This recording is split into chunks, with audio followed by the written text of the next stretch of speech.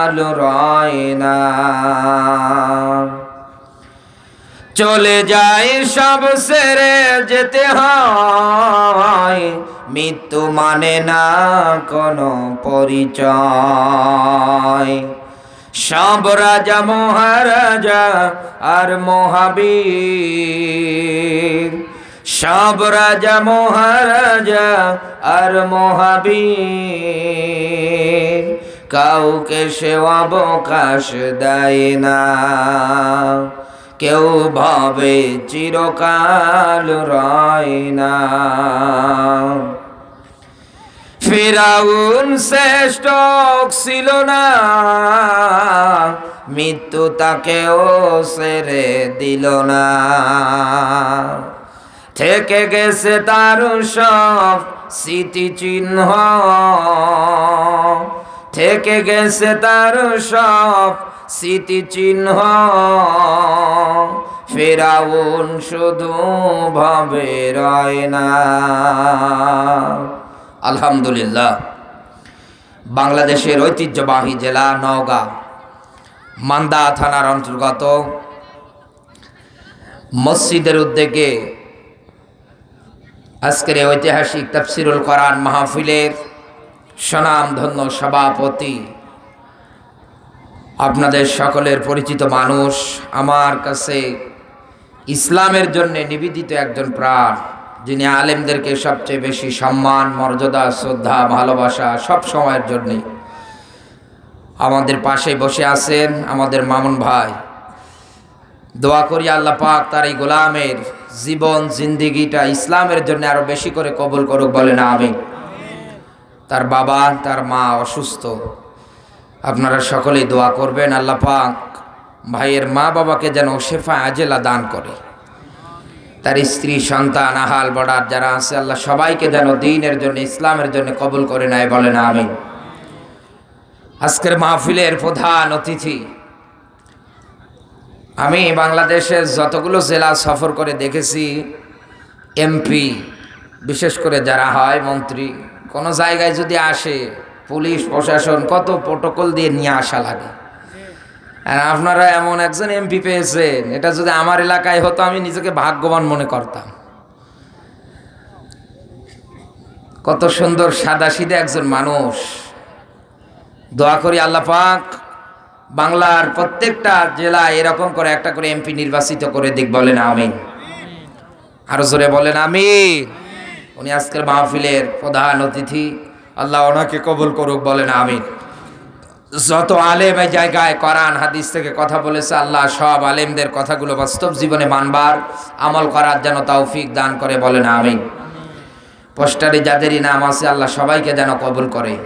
দাওয়াত দিয়ে সেই নীলফামারী থেকে এ পর্যন্ত যে ভাইয়ের মাধ্যমে আসলাম, সদাবাজন বড় ভাই মোহাম্মদ আসাদুজ্জামান আসাদ ভাই সহকারে এখানে যারা উপস্থিত আছেন সবাইকে নিয়ে আল্লাহর দরবারে নতশিরে শুকরিয়া আদায় করছি যে মহান মালিক হাজার হাজার মানুষের ভিতর থেকে বাছাই ছাঁটাই করে কোরআনে কারীম বলবার এবং শুনবার জন্য কবুল করেছে।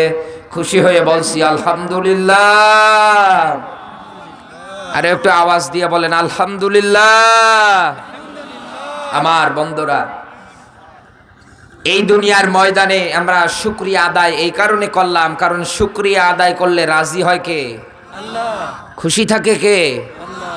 দুনিয়ার ময়দানে নেয়ামত রাজি যা আমার আল্লাহ আরো বাড়িয়ে দেয়। শুকরিয়া কোনো মানুষ যদি আদায় করে, তামাম দুনিয়াটা মিলিয়ে দেখেন তো আমাদের আল্লাহ শুকরিয়া করার মন মানসিকতা এই দেশের অনেক মানুষের নেই, শুকরিয়া আদায় করতে পারে না। কোন মানুষ যদি বলে আলহামদুলিল্লাহ, মালিক বলেন ওর জন্য 8টা জান্নাতের দরজা আল্লাহ খুলে দেয়। অথচ আমরা পোড়া কপাল্লা মুসলমান এটা বলতে চাই না। এ বাদ দিয়ে কত অন্যান্য কত ধরনের কথাবার্তা একাধারে বলছে, কিন্তু মালিকের শুকরিয়া আদায় করার ক্ষেত্রে একেবারে জিরো। যার মাধ্যমে মালিকের সঙ্গে আপনার ভালো একটা বন্ধুত্ব হবে, ভালো একটা রিলেশনশিপ তৈরি হবে, এই বন্ধুত্ব এই রিলেশনশিপ যখন তৈরি হয়ে যাবে, ইউখরিজুহুম মিনাজ যুলুমাতি ইলান নূর, আল্লাহ তাআলা বলেন আমি ওকে অন্ধকারের পথ থেকে আলোর পথ দেখাবো। সুবহানাল্লাহ বলতে পারেন না? আলোর পথ দেখানোর দায়িত্ব কার? আরো জোরে বলা লাগবে কার? কিন্তু সেই জায়গায় অনেক মানুষ বিভিন্ন কিছু জায়গায় গিয়ে মরা মানুষদের পাঁজারে বসে ওটাকেই বড় স্রষ্টা মনে করে বসে আছে। মান্দাবাসে আমার কথায় কি কোনো ভুল আছে? কোনো ভুল আছে? নেই। আমি আপনাকে আজকে বলেই যাব, দুনিয়ার ময়দানে শুকরিয়া এর মাধ্যমে জান্নাতের দরজা ওপেন হয় আপনার জন্য। এখান থেকে যে শিক্ষাগুলো আছে আপনি নিয়ে যদি চালাতে পারেন, আপনার ব্যক্তি, পরিবার, সমাজ, রাজনীতি, অর্থনীতি যা আছে সব, তাহলে আপনার মালিকের সঙ্গে ভালো একটা রিলেশনশিপ তৈরি হবে। আর এ বাদ দিয়ে আপনি যদি বিভিন্ন জায়গায় গিয়ে বিভিন্ন উল্টাপাল্টা জিনিসকে স্রষ্টা মনে করে নেন, তাহলে কিন্তু রিলেশনশিপ তৈরি হয়তো দূরে থাক, আপনাকে আযাবের জন্য অপেক্ষা করা লাগবে। আযাবের জন্য অপেক্ষা করা লাগবে না? কুল্লু নাফসিম বিমা কাসাবাত রহিনা, সূরা মুদ্দাসসির ৭৪ নাম্বার সূরা ২৯ নাম্বার পারা ৩৮ নাম্বার আয়াত। আল্লাহ তাআলা বলেন, কিয়ামতের ময়দানে আমার কাছে ধরা খাবে প্রতিটা মানুষ ওর কর্মের কারণে। কিসের কারণে? আরো জোরে বলেন। প্রত্যেকটা মানুষ ধরা খাবে কর্মের কারণে। ধরা যেহেতু খাওয়াই লাগবে মালিকের কাছে কর্মের কারণে, তাহলে আজকের এই ময়দান থেকে আমরা যারা কোরআন শ্রবণ করছি এবং মাইকের আওয়াজ যাদের কান অবধি পর্যন্ত পৌঁছে যাচ্ছে, এই ময়দান থেকে সিদ্ধান্ত নিয়ে এবার বাড়ি যান, আজকের পর থেকে আমাদের কর্ম কোন দিকে ধাবিত হবে। এই কর্মটা যদি আপনি ইসলামের নিয়ম নীতি দিয়ে, আল্লাহর কিতাবের নিয়ম অনুসারে দুনিয়ায় যদি চালাতে পারেন, তাহলে মালিক আপনাকে কিছু দিচ্ছে। এবার দেখেন, আল্লাহ পাক বলেন, ইন্নাল্লাহা ইউহিব্বুল্লাযীনা ইউকাতিলুনা ফি সাবিলিহি। বলেন আল্লাহু আকবার। সূরা সফ ৬১ নাম্বার সূরা ২৮ নাম্বার পারার প্রথম নাম্বার রুকু, এটা পাবেন আপনি ৪ নাম্বার আয়াত। এখানে যারা আলেম ওলামা জ্ঞানী মানুষ বসে আছে, আয়াতটা আমাদের সবার কাছে খুবই পরিচিত, কিন্তু এই আয়াতের মধ্যে আমার আল্লাহ পাক এত কথা লুকিয়ে রেখেছে যেটা আপনার মেমোরি দ্বারা গবেষণা করে কোনোদিন শেষ করতে পারবেন না। এত কথা আল্লাহ এই ছোট্ট একটা আয়াতের মধ্যে লুকিয়ে রেখেছে।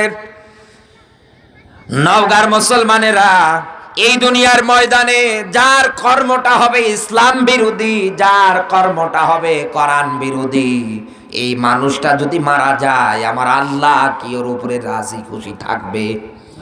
আরো সরে বলা লাগবে। মহিলা প্যান্ডেলে যারা মা বোনের হিসাবে বসে আছে, ইসলামের ফরজ বিধান পর্দা, স্বামীর খেদমত, ৫ ওয়াক্ত নামাজ, রমজানের রোজা, এক কথায় মেয়েদের জন্য যেগুলো আমার আল্লাহ ফরজ করে দিয়েছে, এইগুলো আদায় না করে যদি মারা যায়, আল্লাহ মনে হয় রাজি থাকবে? তাহলে আপনি এখান থেকেই বুঝতে পারছেন, এই দুনিয়ার ময়দানে ইসলামী নিয়ম নীতি বাদ দিয়ে দুনিয়ায় আমার সব কিছু যদি চলে, আমার কর্মটা তো দিন দিন খারাপ হয়ে যাচ্ছে। আমি তো নিজেই নিজেকে আল্লাহর পথ থেকে দূরে সরে নিয়ে যাচ্ছি। আস্তে আস্তে করে আজরাইল যখন আমার কাছে চলে আসবে, জানটা যেই দিন কবজ হয়ে যাবে, দূর দূরান্ত থেকে লোকজন আমার বাড়ির মধ্যে ছুটে ছুটে আসবে শেষ দেখাটা দেখার জন্যে। কেউ বা বাঁশতলায় যাবে বাঁশ কাটার জন্যে, কেউ বা বাজারে চলে যাবে আপনার জন্যে কাপড়ের কাপড় আনার জন্যে। এরকম করে চকলেটের মতো মুড়িয়ে আপনাকে কবরে রেখে আসবে। কেউ আপনার সঙ্গী সাথী হবে না, শুধু এতটুকুন আপনার কবরে যাচ্ছে, দুনিয়ায় যতটুকুন ভালো কর্ম করেছেন এইটার যতটুকুন খারাপ। নওগাঁর মুসলমানেরা এতদিন যা করেছেন মাইনাস করেন, এবার আসেন আমি আল্লাহর নৈকট্য রাজি খুশি থাকবে কেমনে? দুনিয়ায় আপনি কোন কর্মসূচির ঘোষণা দিলে আমার মালিক আপনাকে নিজে ভালোবাসবে? আর মালিক যদি কাউকে ভালোবাসে, বিশ্ব নবী মুহাম্মদুর রাসূলুল্লাহ সাল্লাল্লাহু আলাইহি ওয়াসাল্লামকে আল্লাহ জানিয়েছেন, হে নবী, আমি যদি কাউকে ভালোবাসি, ইয়াগফির লাকুম যুনুবাকুম। বলেন আল্লাহু আকবার। ওর জীবনের এক একটা অপরাধে থাকবে না, সব মাফ করে দেবে কে? বহু বছর জুনুবাকুম, সব অপরাধ আমি আল্লাহ মাফ করে দেব। সেই অপরাধে মাফ করা তার কথাটাই আল্লাহ এবার আপনার সামনে আমার মাধ্যমে অ্যাডভার্টাইজ করাচ্ছেন। আল্লাহ তাআলা বলেন, হে নবী, এই দুনিয়ার মানুষগুলো যদি আমার নৈকট্য ভালোবাসা পেতে চায়, যদি অর্জন করতে চায়, হে নবী আপনি এই মানুষগুলোর কাছে নিজে ওয়াজ করে জানিয়ে দেন, ইউকাতিলুনা ফি সাবিলিহি। এই এতটুকুন শব্দ শোনার পরে কেউ রাজনীতি মনে করবেন না, কারণ এই দেশে আজ কোরআনের মাহফিলগুলো অনেক মানুষ আছে এই শব্দগুলো শুনলেই লড়াই সংগ্রাম এগুলো শুনলেই বলে রাজনীতি। এক কথা বলে না কেন? এগুলো শুনলেই বলে রাজনীতি না। মোনাজাত করে যখন আমি আপনাকে ছেড়ে দেব, আমিও চলে যাব ভাইয়ের সঙ্গে, ঠিক রাত যখন শেষ হয়ে যেতে ধরবে, মসজিদের মাইকে ফজরের আজান মুয়াজ্জিন সাহেব দিয়ে দেবে। এই যে আজান শোনার পরে দুনিয়ায় যারা বলবে ওয়াকালা ইন্নানি মিনাল মুসলিমিন, আমি তো মুসলমান, তাহলে এই মানুষটা যদি মুসলমান দাবি করে, আজান হলে ওকে আল্লাহর ঘর, যেটা মসজিদ সিজদা দেওয়ার স্থানকে বলা হয়, ওই জায়গায় গিয়ে নামাজের মাধ্যমে আল্লাহর কাছে আত্মসমর্পণ করা লাগবে। এই যে 5 ওয়াক্ত নামাজটাকে যেমন আপনি ফরজ মনে করে নেন, রমজান মাস আসলে সম্পদের যাকাত দেওয়াটা যেমন আপনার কাছে ফরজ মনে হয়, যদি না আদায় করেন ফাবাশশিরহু বিআযাবিন আলীম। আল্লাহ তাআলা বলেন ফাবাশশিরহুম বিআযাবিন আলীম, জাহান্নামের কঠিন শাস্তির সুসংবাদ ওই মানুষগুলোকে দাও। এ কথা কার? আরো জোরে বলেন। এটা যেমন আপনি ফরজ মনে করেন, মায়েরা যারা বসে আছে ওনারা যেমন পর্দার বিধানটাকে ফরজ মনে করে, এই দুনিয়ার ময়দানে এরকম ফরজ যত বিধান আছে আপনি যেমন মনে করেন, আল্লাহর জমিনে ইউকাতিলুনা ফি সাবিলিহি, এইটা লড়াই সংগ্রাম আন্দোলন করাও ফরজের বড় ফরজ। কারণ এই জমিনে যদি ইসলাম না থাকে, এই জমিনের ময়দানে আল্লাহর নিয়ম নীতি আইন কানুন রসন বসন যদি না থাকে, ও নওগাঁর মান্দার মুসলমান বুকে হাত দিয়ে বলেন তো মসজিদে আজান হবে? আরো জোরে বলেন। আমি ভারতবর্ষ একাধারে সফর করে এসেছি, টানা অনেকগুলো প্রোগ্রামে আমি অ্যাটেন্ড হয়েছি। হওয়ার সময় একটা প্রদেশ থেকে আরেকটা প্রদেশে যেতে অনেক সময় লাগে, 19 ঘন্টা 22 ঘন্টা করে ট্রেনে চলা লাগে একাধারে। এমনকি আপনি প্রাইভেট কার নিয়েও যদি যেতে চান, লম্বা সময় পাড়ি দিয়ে আপনাকে যাওয়া লাগবে। যে কয়েকটা রাজ্য আমি প্রাইভেট কারের মধ্যে সফর করেছিলাম, গিয়েছিলাম, যাওয়ার সময় মেইন রোডের ধার দিয়ে যাই, আজান পর্যন্ত কানে আসে না। কারণ কি? ওই দেশের রোডের ধারে ধারে মসজিদ তো দূরে থাক, শুধু বড় বড় আছে। আর আমাদের দেশে এটা গ্রাম অঞ্চলেও যদি ঢোকেন, গ্রাম তো একটা, দলাদলি করে 4টা মসজিদ বানিয়েছি। এক কথা বলেন। আর ওই দেশে মসজিদ পাওয়া যায় না। আপনি মসজিদ যদি পেতে চান তাহলে আপনাকে অনুসন্ধান করা লাগবে, তালাশ করা লাগবে কোন জায়গায় মুসলমান আছে, ওই জায়গায় গিয়ে মসজিদ পাওয়া লাগবে আপনাকে। এবার দিয়ে পাবেন না।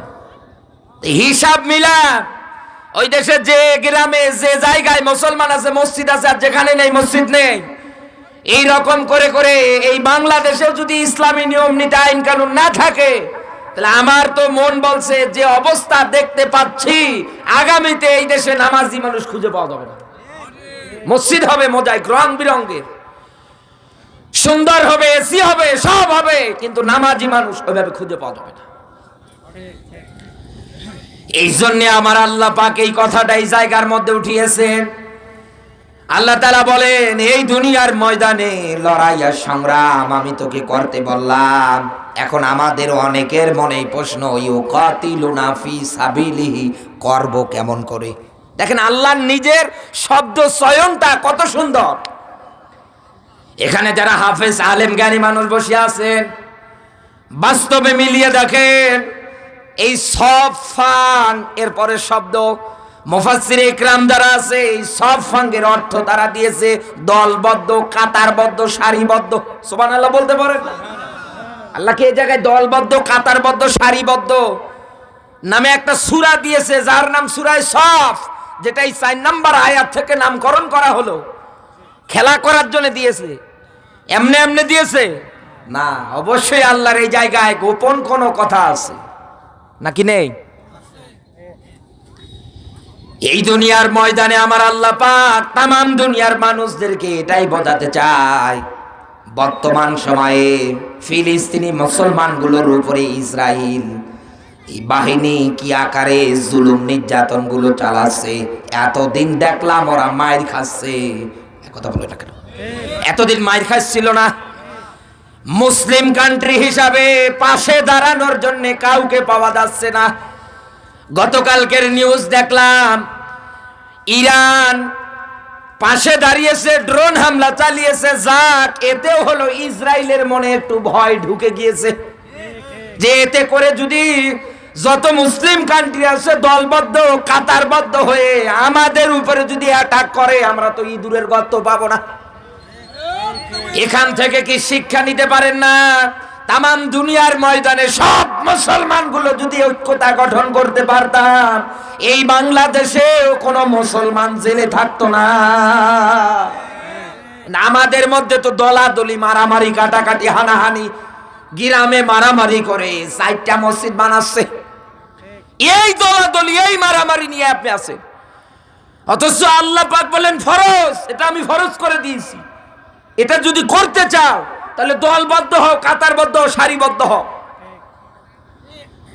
নওগাঁবাসী, আমি আপনাকে আরো সহজ করে বোঝানোর জন্য এবার কোরআনে কারিমের 16 নাম্বার সূরা 14 নাম্বার পারা সূরা নাহল, নাহাল মানে মৌমাছি। এখানে যারা জ্ঞানী মানুষ বসে আছেন, আমার আলোচনার মান মাত্রা আপনি ভালো বুঝতে পারবেন। এই নাহাল মানে মৌমাছি। এই কোরআনের মধ্যে আল্লাহ পাক মাকড়সার নামে সূরা দিয়েছে। এই রকম এক একটা আমার আল্লাহ সুন্দর সুন্দর নাম দিয়েছে। আল্লাহ খেলা করার জন্য দেয়নি। এই মৌমাছির নামে আল্লাহ সূরা দিয়ে তামাম দুনিয়ার মানুষদের অন্তঃকরণে এইটাই পয়দা করতে চায়। ওয়াহা রব্বুকা ইলান নাহলি আনিত্তাকিযি মিনাল জিবালি বুয়ুতান, বলেন আল্লাহু আকবার। সূরা নাহলের 68 নাম্বার আয়াত। এই আয়াতের মধ্যে দেখবেন এই কথাটা উল্লেখ আছে। আল্লাহ তাআলা বলেন, মৌমাছিদের প্রতি আমার ওহী, 1 নম্বরে ঘর যদি বানাতে হয় তাহলে ঘর বানাবে জিবাল মানে পাহাড়। এরপর পরে ঘর যদি বানাতে হয় সাজার, সাজার মানে গাছ। 3 নম্বরে মুফাসসিরে ইকরাম মানুষের এই ঘর বাড়ির দেয়াল বা ওয়ালগুলোকে কোরআনের ভাষায় বলেছে মাচান। এই দেয়ালে বা ওয়াল, তামাম দুনিয়াটা মিলিয়ে দেখেন, এই 3টা জায়গা বাদ দিয়ে মৌমাছিরা অন্য কোন জায়গায় ঘর বানায়, বাড়ি বানায়, বানাবে। ওহি কয়বার? বলেন বলেন বলেন। শুধু আমার আল্লাহ পাক একবার বলার পর পরে মৌমাছিরা আল্লাহর হুকুমটা কত সুন্দর করে মেনে নেয়। অথচ আপনি আশরাফুল মাখলুকাত, সৃষ্টির সেরা জীব দাবি করেন, এরপরেও দুনিয়ার ময়দানে আপনার দ্বারা ভালো কাজ করানো সম্ভব না। আমার এই জায়গা থেকে আপনাকে ব্যাখ্যা করে বলার, উদাহরণ দিয়ে বোঝানোর দায়িত্ব এটাই। মৌমাছির নামে আল্লাহ সূরা দিয়ে পৃথিবীর মানুষগুলোকে কি জানাতে চায়। এই একটু আগে এমপি সাহেব এই জায়গার মধ্যে একটা বাচ্চার মাথার মধ্যে যে টুপি দিয়ে গেল, এই বাচ্চাটার বয়স আনুমানিক খুব বেশি হলেও 6-7 বছর হবে। হবে না? হবে না? এই 6-7 বছরের একটা বাচ্চা এই যে রাস্তাটা আছে এটা দিয়ে হেঁটে যাচ্ছে, কিছু দূর যাওয়ার পর পরে একটা বড় গাছ দেখতে পায়। ওই গাছের ডালের মধ্যে মৌমাছিরা সুন্দর বাসা বুনেছে, উড়ে উড়ে যাচ্ছে, মধু সংগ্রহ করে এনে রাখছে, আবার যাচ্ছে।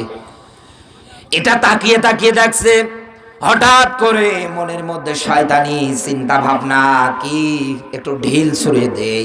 যখনই মৌমাছির চাকের মধ্যে ঢিল মেরেছে, মৌমাছির চাকে যারা আছে রানী মৌমাছি সহকারে, ওরা মনে হয় মিটিং করবে।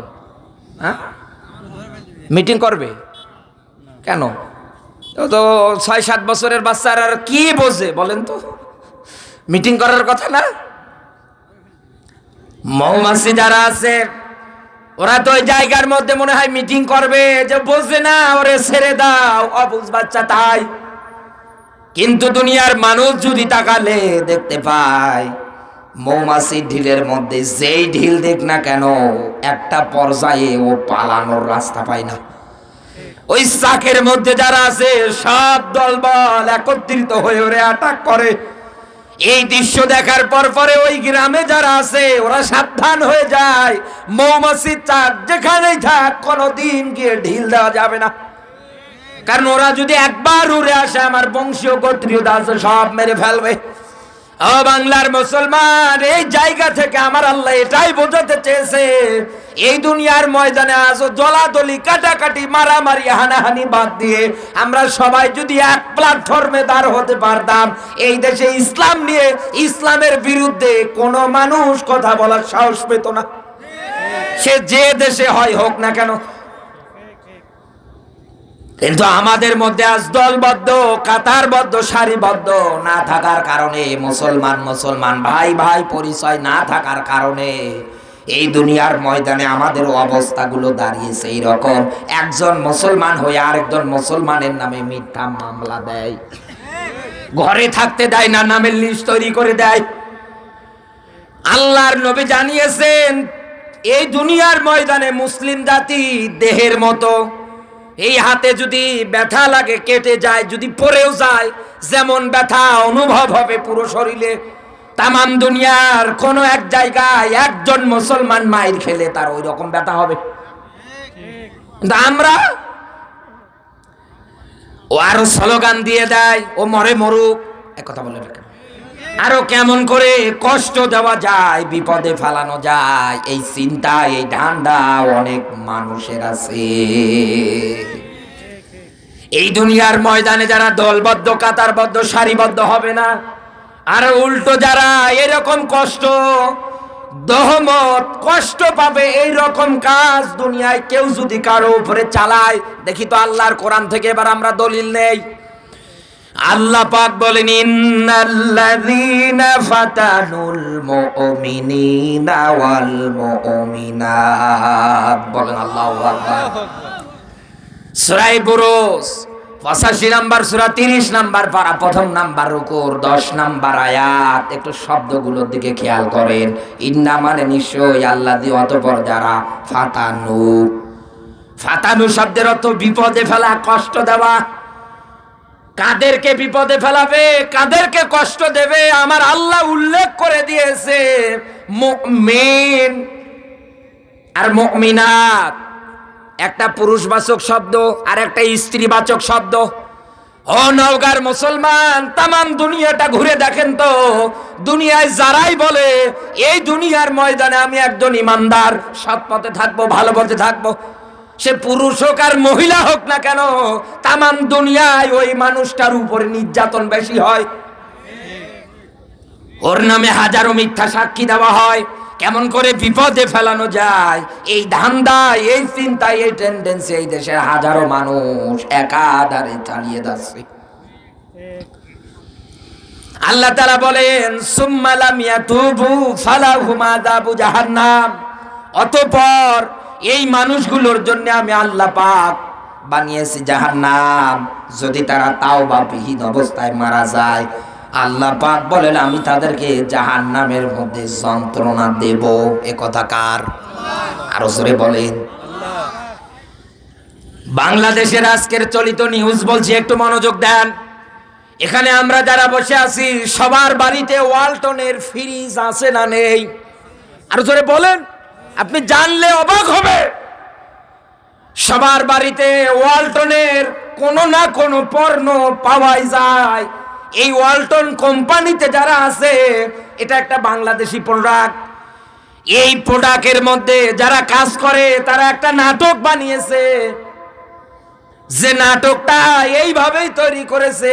এই দেশে শরীফ থেকে শরীফার গল্প আমরা ইতিপূর্বে শুনেছিলাম। এই শরীফ থেকে শরীফাকে প্রমোট করার জন্য ওরা আরো চিন্তা ভাবনা তৈরি করছে এই নাটকের মাধ্যমে। কিসের মাধ্যমে? বলেন বলেন বলেন। নাটকের মাধ্যমে। একটা ছেলে চাইলেই মেয়ে হতে পারবে, একটা মেয়ে চাইলেই ছেলে হতে পারবে, এ কেমন নিয়ম নীতি? অথচ হযরতে লূত আলাইহিস সালাতু ওয়াস সালামের জাতিদেরকে আমার আল্লাহ পাক এই সমকামিতার জন্য আকাশ থেকে আগুনের প্রস্তর বৃষ্টি দিয়ে দুনিয়ার থেকে, ইতিহাস থেকে আল্লাহ বিদায় করে দিয়েছে। আজও যান দেখতে ওই জায়গার মধ্যে মৃত সাগর বলে, ডেড সি বলে ওই সাগরটা আছে। এই নিদর্শনগুলো দেখার পরে এই দুনিয়ার মানুষগুলো বড়ই বোকা। আর এইগুলো নিয়ে সবচাইতে বেশি প্রতিবাদ করে আমাদের মতো হুজুরেরা। এক কথা বলে না কেন? বাংলাদেশ কি আমাদের একার? যেই দেশে ৯৬% মুসলমান, এই দেশের মধ্যে সমকামিতা প্রমোট করার জন্য কত ধরনের চিন্তা টেন্ডেন্সি তারা তৈরি করছে, কত দিক দিয়ে। এটার বিরুদ্ধে প্রতিবাদ করতে গিয়ে ওই সময়ের একজন ব্র্যাক ইউনিভার্সিটি টিচার, সে চাকরি থেকে পর্যন্ত বরখাস্ত হয়। এই দেশের কত এমপি, কত মন্ত্রী, কত জজ, কত ব্যারিস্টার একটা বারের জন্য প্রতিবাদ করলেন না। কিয়ামতে আল্লাহর কাছে জবাব দেওয়া লাগবে। কারণ দুনিয়ার ময়দানে এই খারাপ কাজ, এটা জঘন্যতম কাজ, এটা হারাম। এটাকে প্রতিষ্ঠিত করার জন্য কত কিছু চালাচ্ছে। আপনি মুসলমানের সন্তান হয়ে, মুসলমানের ঘরে জন্ম নিয়েও এটার পক্ষ নিয়ে পড়ে আছে। আশ্চর্য বিষয়। এই জন্য বন্ধু, দল মত নির্বিশেষে আমাদের পরিচয় একটাই, আমরা মুসলমান। এই মুসলমান মুসলমান ভাই ভাই এই পরিচয় বহন করে যদি এক থাকতে পারতাম, এই দেশে কোন নাস্তিক, রাম বাম, মুরতাদ এরা কোনোদিন নতুন করে এই নাটকটা তৈরি করে জাতিকে আর উদ্বুদ্ধ করার সাহস পেত না। আমাদের মধ্যে একতা নেই। এক হুজুর বলে জেলে যাচ্ছে, আর একজন দাঁত বের করে হাসছে। একথা বলে রাখেন। আর একজন ফাঁসির দড়িতে জীবন দিয়ে যাচ্ছে, ও দাঁত বের করে হাসছে। এমনকি কত টুপিওয়ালা দাড়িওয়ালারা পর্যন্ত মিষ্টি বিতরণ করে। আজকে তারা বহুত বড় আল্লামা, বহুত বড় মাওলানা হয়ে বসে আছে। নওগাঁর মুসলমানেরা, রাত গভীর হয়ে গিয়েছে, আমি বেশি সময় আপনার লস করব না। আমি আপনাকে মূল পয়েন্টটা বোঝানোর জন্য এত দূর পর্যন্ত নিয়ে আসলাম। এই দুনিয়ার ময়দানে আল্লাহর ব্যাখ্যা, ভালোবাসা, নৈকট্য যদি পেতে চাও, কান্নাহুম বুনিয়ানুম মারসুস, তাহলে তোমাকে অবশ্যই অবশ্যই দলবদ্ধ, কাতারবদ্ধ, সারিবদ্ধ হওয়া লাগবে। এর মাধ্যমে ভালোবাসবে যিনি তিনিকে। এই দুনিয়ার ময়দানে এখন আমাদের প্রশ্ন যে, এক নাম্বার পয়েন্ট আমরা জানলাম যে আমাদের দলবদ্ধ, কাতারবদ্ধ হওয়া লাগবে। হওয়ার পরে লড়াই আর সংগ্রামটা করা লাগবে। নওগাঁর মুসলমান, আমাদের দেশে মাত্র 4% অন্য ধর্মের লোক আছে। একটু ভালো করে মনোযোগ দেন। যারা এই শব্দ শুনলেই রাগ করেন, আমি আজকে আপনাদের ভুল ভেঙে দেবো ইনশাআল্লাহ। আল্লাহ রাব্বুল আলামিন যেহেতু এটা ফরজ করেছে, এটা কারো না কারো বিরুদ্ধে তো করা লাগবে। একথা বলে না কেন? সবাইকে এক জায়গায় হয়ে, একতাবদ্ধ হয়ে কারো না কারো বিরুদ্ধে তো এই লড়াই, এই সংগ্রামটা চালানো লাগবে। এখন আমাদের দেশের দিকে তাকালে, আমরা যেটা তাকালে দেখতে পাচ্ছি, এই দেশের মধ্যে হাতে গোনা 4% অন্য ধর্মের লোক। এই 4% অন্য ধর্মের লোকের মধ্যে হিন্দু ভাইরা আছে, বৌদ্ধ ভাইরা আছে, খ্রিস্টানেরা আছে, চাকমা আছে, মারমা আছে, সাঁওতাল আছে, ত্রিপুরা আছে। এই রকম যত ধর্মীয় গন্ত্রীয় মানুষ আছে, কোনদিন কি কেউ বলেছিল এই দেশে মসজিদে আজান হতে দেব না? এই বলেন না কেন? কোনদিন কেউ কি বলেছে? এই 4% লোকের মধ্যে কাউকে পাওয়া যায়? মাহফিলের আয়োজন করেছেন, প্যান্ডেল করেছেন, সব কিছু এসে লন্ডভন্ড করে দিয়েছে এই 4% লোক। আপনি কি দেখেছেন? এমনকি এই দুনিয়ার ময়দানে যারা মুসলমান, এদের মতো শান্তশিষ্ট জাতি দুনিয়ায় আর কোথাও নেই। এই মুসলমানেরাও কোনোদিন আমাদের অন্য যে 4% মানুষ আছে এদের বিরুদ্ধে কোনো কথা বলে না, কারণ মুসলমানদের কোরআনের আয়াত লা ইকরাহা ফিদ্দিন, ধর্ম নিয়ে বাড়াবাড়ি চলবে না। লাকুম দীনুকুম ওয়ালিয়া দিন, তোমাদের ধর্ম তোমার, আমার ধর্ম আমার, এক কথা বলে না কেন?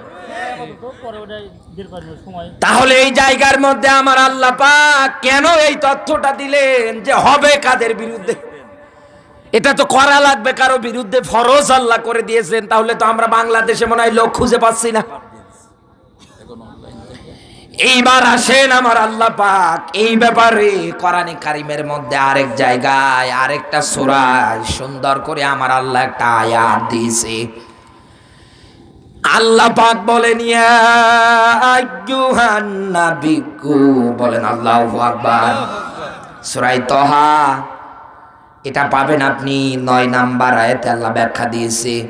আল্লাহ তাআলা বলেন হে নবী আপনাকে বলছি কি 1 নম্বরে লড়াই আর সংগ্রাম যদি করতে চান, জাহিদিল কুফার, দুনিয়ায় যারা কাফের ওদের বিরুদ্ধে লড়াই করেন।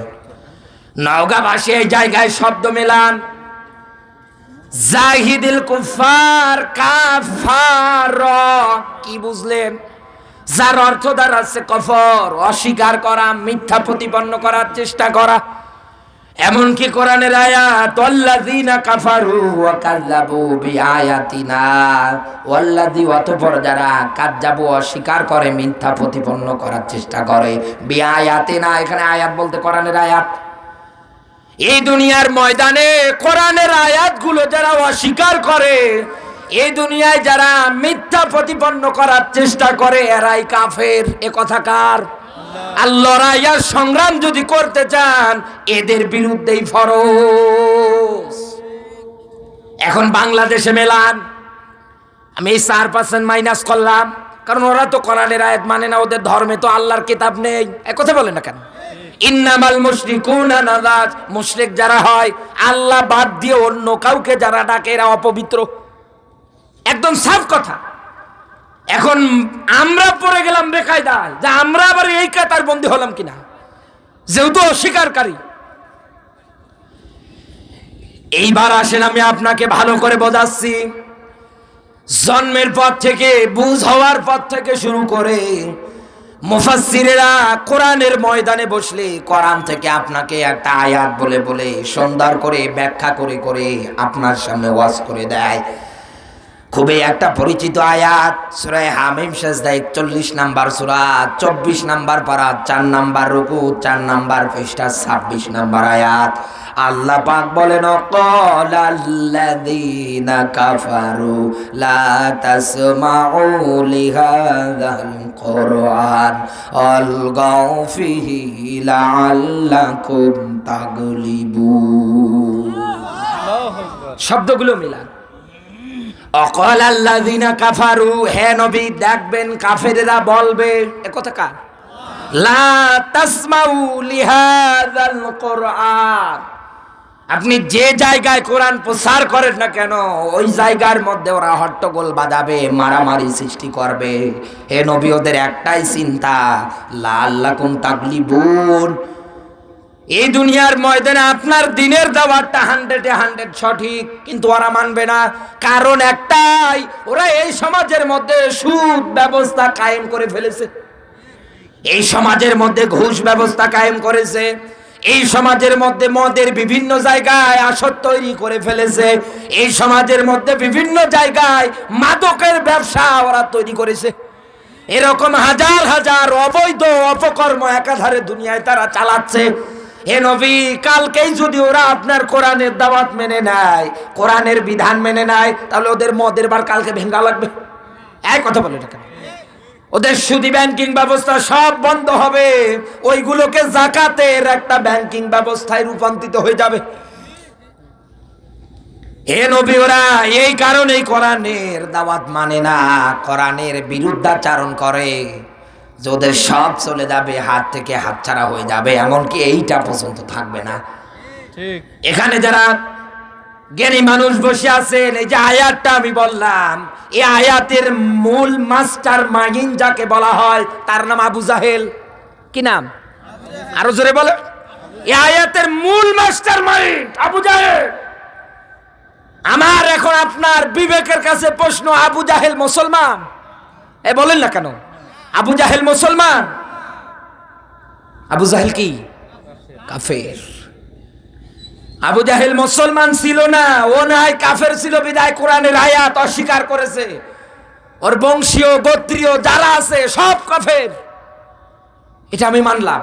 কারণ আবু জাহেল নবীজির নিচের চাচা না, পাড়া প্রতিবেশী চাচা, নিজের আপন চাচা আবুল আহাব। এই আবু জাহেল রাষ্ট্রীয় ক্ষমতায় ওই সময়ে থাকার কারণে নবীকে কত কায়দায় জ্বালিয়েছে, মারার চিন্তা ভাবনা করেছে। আমার প্রশ্ন আপনি অ্যান্সার দিয়েছেন, আবু জাহেল মুসলমান ছিল না। এই বাংলাদেশে এখন মিলান, কোরআনের মাহফিল সুন্দর সামিয়ানা দিয়ে তৈরি করে বক্তাকে স্টেজে উঠতে দেয় না কোন হিন্দু, বৌদ্ধ, খ্রিস্টান, কারা? ও দাড়ি নিয়ে এসে কোরআনের মাহফিলে বাধা দেয়, মুখে দাড়ি, বিশাল গায়ে জুব্বা, ওর বংশীয় গোত্রীয় সব মুসলমান, এসে কোরআনের মাহফিলে বাধা দেয়। তা আল্লাহর ব্যাখ্যা, জাহিদুল কুফার, এ নবী এক নম্বরে লড়াই সংগ্রাম করতে চাইলে কাফেরদের বিরুদ্ধে করবেন। এই বাংলাদেশে মুসলমানদের মধ্যে দাড়ি টুপি নিয়ে হাজারো কাফেরেরা বসে আছে, আর আপনি লোক চেনেন না। আপনি লোক চিনছেন না এখনো। সারা জীবন সুদ খেতে খেতে, দুর্নীতি করতে করতে কোরআনের একটা আয়াত মানে না, সব অস্বীকার করে দিচ্ছে। আর আপনার গলা ধরা মিল তাদের সঙ্গে। নওগাঁর মুসলমানেরা, আমি আপনাকে বোঝানোর জন্য আরো ভালো করে বলছি, এই বাংলাদেশ 64টা জেলা নিয়ে গঠিত, 56,000 বর্গ মাইলের একটা দেশ, 8টা বিভাগ আছে। তার ভিতরে আপনাদের এই নওগাঁ একটা জেলা, এইরকম করে করে রাজশাহী একটা জেলা, এরপরে চাঁপাইনবাবগঞ্জ জেলা, এরকম করে করে পঞ্চগড় একটা জেলা, এরপরে আমার নীলফামারী। কথা বলেন না কেন? এইরকম করে আপনি সিরিয়া এলাকারে সাজাবেন, 64টা জেলা হবে। এই 64টা জেলার মধ্যে পঞ্চগড় একটা জেলা, যে জেলার নাম শুনলেই আমরা বলে দেই ওই জেলার মধ্যে কাদিয়ানীরা আছে। তাম দুনিয়ার সব আলেম ওলামা, সব মুসলমান যারা আছে সবাই একমত, কাদিয়ানী যারা আছে ওরা সবাই কাফের। এখন আমাদের অনেকেই অজানা কেন কাফের। সূরা আহজাবের 40 নম্বর আয়াতটা 3 ভাগ করবেন, এদিকে তাকান। 3 ভাগ করবেন শুরু থেকে শেষ পর্যন্ত। 3 ভাগের 2 ভাগ অবধি তারা মানে, শুধু 1 ভাগ মানে না। খতামান নাবিয়্যিন এতটুকুন শব্দ।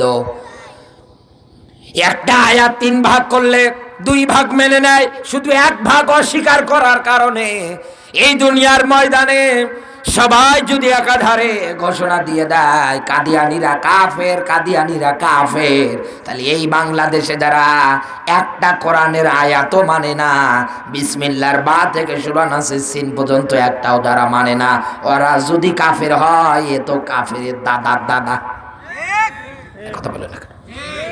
ওরা যদি একটু অংশ অমান্য করার কারণে কাফের, আর আপনি যে একটাও মানেন না, নামাজের আয়াত মানেন না, যাকাতের আয়াত মানেন না, পরিবার চালানোর জন্য কোরআনের নীতিমালা মানেন না, দুনিয়ার ময়দানে সম্পদ বন্টনের ক্ষেত্রে আপনার কোরআনের আয়াত আপনি মানেন না, ওরা 3 ভাগের 1 ভাগ মানলে যদি কাফের হয় আপনার ফতোয়া অনুযায়ী, আপনি যে একটাও মানেন না, আপনি তো দাদার দাদা।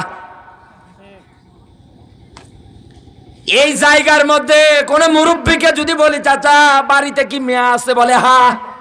বিয়ে দেওয়ার বয়স হয়েছে, বলে হ্যাঁ, চলেন আমার সঙ্গে নিয়ে যায় আপনাকে পঞ্চগড়ে। নিয়ে যাওয়ার পরে ওদের একটা ছেলের সঙ্গে আপনার এই মেয়ের বিয়ে দেয়। চাচা রেগে গিয়ে বলবে বেটা বললে কি? বলে হ্যাঁ আমি তো ঠিকই বললাম। মেয়ে বিয়ে দেওয়া লাগবে না, বলে হ্যাঁ লাগবে, তবে কাদিয়ানির ঘরে না, ভালো ঘরে দেব। ওরা আমার নবীরে মানে না, ওদের সঙ্গে আমার কোনো আত্মীয় বন্ধুত্ব নেই।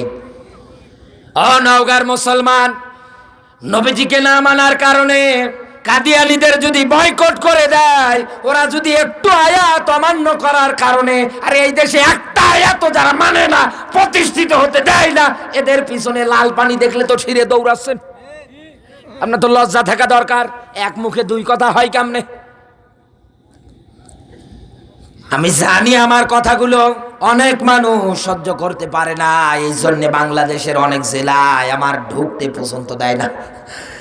এই 15 তারিখে ছিল চাঁপাই নবাবগঞ্জ, কোনো দোষ আছে আমার? মাহফিলটা বন্ধ করে দিল। আমি যা বলি আপনাকে বাস্তব ইঙ্গিত ইশারা দিয়ে সমাজের সঙ্গে সুন্দর করে মিলিয়ে বলছি। তাহলে 1 নাম্বার আমরা পেয়ে গেলাম, লড়াই আর সংগ্রাম, যেটার মাধ্যমে আল্লাহর ভালোবাসার নৈকট্য পাওয়া যায়। এই লড়াই আর সংগ্রাম যদি করতে চান, আজকের পর থেকে কোরআনের আয়াত বাড়ি গিয়ে আরো ভালো করে রিসার্চ করেন। আমার এই ছোট্ট মেমোরিতে ভুলও হতে পারে, আপনার মাথা বড়, মাথা মোটা আছে, আরো গবেষণা করে। দুনিয়ায় যারা কাফের, এরা আমাদের 1 নম্বরে টার্গেটে থাকবে। কোনো সম্পর্ক, কোনো আত্মীয়, কোনো কিছু এদের সঙ্গে হবে না। সূরা মাইদার 51 নম্বর আয়াতে আল্লাহ নিজে নিষেধাজ্ঞা দিয়েছে, খবরদার এদের সঙ্গে তোমাদের যেন বন্ধুত্ব না হয়। কথা কার? আল্লাহর। 2 নম্বর পয়েন্টটাতে দেখি এবার কি আছে। আল্লাহ পাকের কত সুন্দর ব্যাখ্যা, জাতিকে, পৃথিবীর মানুষদেরকে আমার আল্লাহ সতর্ক করার জন্য, যাদের সঙ্গে মিশলে ঈমান চলে যাবে, প্রতিবাদ করলে ঈমান বেড়ে যাবে, এই রকম নাম আল্লাহ 2 নম্বরে দিয়েছে, ওয়াল মুনাফিকিন। এই দুনিয়ায় যারা মুনাফিক, নওগাঁর মুসলমান সবাই জানি মুনাফিক যারা হয় ওরা সুবিধাবাদ আর জিন্দাবাদ। এক কথা বললেন না কেন? যেদিকে বাতাস ওই দিকে দৌড়াচ্ছে, যেদিকে পানি আসছে ওই দিকে ছাতা ধরছে। সুবিধাবাদ আর জিন্দাবাদ। ইসলাম মানার ক্ষেত্রে, কোরআনের নিয়ম নীতি মানার ক্ষেত্রে, আল্লাহর আদেশ মানার ক্ষেত্রে আংশিক না পরিপূর্ণ। উদুখুলু, আল্লাহ ডাকছেন, আদেশ দিচ্ছেন, প্রবেশ কর ফিস সিলমি কাফা, পরিপূর্ণভাবে। আর মুনাফিক যারা আছে এরা করে কি? এরা আংশিক মানে আর আংশিক মানে। এই মুনাফিকদের এই ব্যাখ্যা নিয়ে গবেষণা করতে গিয়ে তাফসীরুল কোরআন বিল কোরআন, এই বইটা সুন্দর করে যিনি সাজিয়ে সাজিয়ে কোরআনের আয়াতগুলো উল্লেখ করে দিয়েছে। আমি একটা আয়াত পেয়েছি সূরা ফাতির 35 নাম্বার সূরার 32 নাম্বার আয়াত। একটু বাড়ি গিয়ে আপনি আরো ভালো করে দেখেন। এই দুনিয়ার ময়দানে আপনার দৃষ্টিতে যত মুসলমান কান্ট্রি আছে, পুরো মুসলিম কান্ট্রিকে আমার আল্লাহ নিজে 3 ভাগ করেছেন। কয় ভাগ? আরো জোরে বলেন। তামাম দুনিয়ার সব মুসলমানগুলো 3 ভাগে বিভক্ত। 1 নম্বরে নিজেরাই নিজেদের উপরে জুলুম করে। এই নওগাঁ জেলায় নিজেদের উপরে জুলুম করা লোক নেই। আমাদের রব একজন আছে, তাকে বাদ দিয়ে বিভিন্ন আগলা বাবা, পাগলা বাবা, ল্যাংটা বাবা, খেসুরি বাবার দরবারে যান, যাওয়ার পরে সেজদা দেন। ওই মানুষটাকে আপনি রব বলে মেনে নেন, যে যা কিছু করার মালিক ইনি। এই অংশীদার সাব্যস্ত দুনিয়ায় কোন মানুষ যদি করে ফেলে, আল্লাহর কোরআন বলে ইন্না শিরক লা যুলমুন আযীম, নিশ্চয় শিরক হচ্ছে সবচাইতে বড় জুলুম। এই জুলুমটা আপনি নিজেই নিজের উপরে চালাচ্ছেন, নিজেই জুলুমের উপরে প্রতিষ্ঠিত আছেন। তাহলে 1 নাম্বার আসামির কোয়ালিটিটা আপনি পরে আছেন। 2 নম্বরে আল্লাহ রাব্বুল আলামিন ভাগ করেছেন দুনিয়ায় যারা মাঝামাঝি অবস্থানকারী হয়। 3 নম্বরে মুসলমানদের কাতার হয়। এই দুনিয়ার ময়দানে সত্যের পথে টিকে থাকতে গিয়ে জীবন দেবে, এরপরেও বাতিলের কাছে মাথা নত করবে না। এই বাংলাদেশে এখন মিলান তো এই রকম মুসলমানের কাতার কি ঘরে ঘরে? বলেন না কেন? ঘরে ঘরে টর্চ লাইট মেরে এইরকম মুসলমানদেরকে আজকে বের করা যাচ্ছে না। অথচ একটা সময়ে মাত্র 3 ঘন্টা বাঁচবে দুনিয়ায়, শুধু 3 ঘন্টার আলো বাতাসে আছে, দুনিয়ার আলো বাতাসে আছে। এই লোকটার ফাঁসির রায় হয়ে গেল, অন্য আরেকজন তার সফর সঙ্গী সাথে জেনে থাকে একসঙ্গে ডাক দিয়ে বলে আমি এই জায়গায় একটু ঘুমাবো। একটা মানুষের 3 ঘন্টা মাত্র সময়, এরপরে ফাঁসি হবে, আর এই লোকটা বলছে আমি 2 ঘন্টা ঘুমাবো। ঘুম কেমনে আসে বলেন তো আমাকে? কি জীবন তিনি বানিয়েছেন। লোকটা বলে আমি তাকিয়ে দেখলাম, বলতে দেরি যে 2 ঘন্টা পরে ডাক দিবা, লোকটা ঘুমাতে দেরি নেই। বারবার লোকটার দিকে তাকাচ্ছিলাম আর চিন্তা করছিলাম এই জায়গার মধ্যে এই লোকটার ঘুম আসে কেমনে। যারা হালবডার পরিবার অধীনস্থ লোকটার ফাঁসির রায় শুনে হাউ মাউ করে কাঁদছে, আর ইনি এখানে ঘুমায়। ঠিক 2 ঘন্টা হওয়ার পরে কানের কাছে গিয়ে আসতে মুখ নিয়ে ডাক দিয়ে বললাম আল্লাহর বান্দা, মাত্র 1 ঘন্টা সময়। লাফ দিয়ে উঠে গোসল করে নামাজ আদায় করে সুন্দর পোশাক পরিধান করে এমন কায়দায় হাঁটা দিচ্ছে, সুগন্ধি ব্যবহার করে। লোকটা মনে হয় শ্বশুর বাড়ি দাওয়াত খেতে যাচ্ছে, অথচ এই মানুষটার একটু পরে ফাঁসি হয়ে যাবে। এত আনন্দ মনের মধ্যে, আবার 2 ঘন্টা ঘুম শখে পারে না। আল্লাহর কোরআনের আয়াত ব্যাখ্যা দিচ্ছে, এবার মেলান। আল্লাহ পাক বলেন ইন্নাল্লাযীনা ক্বালু রাব্বুনাল্লাহ।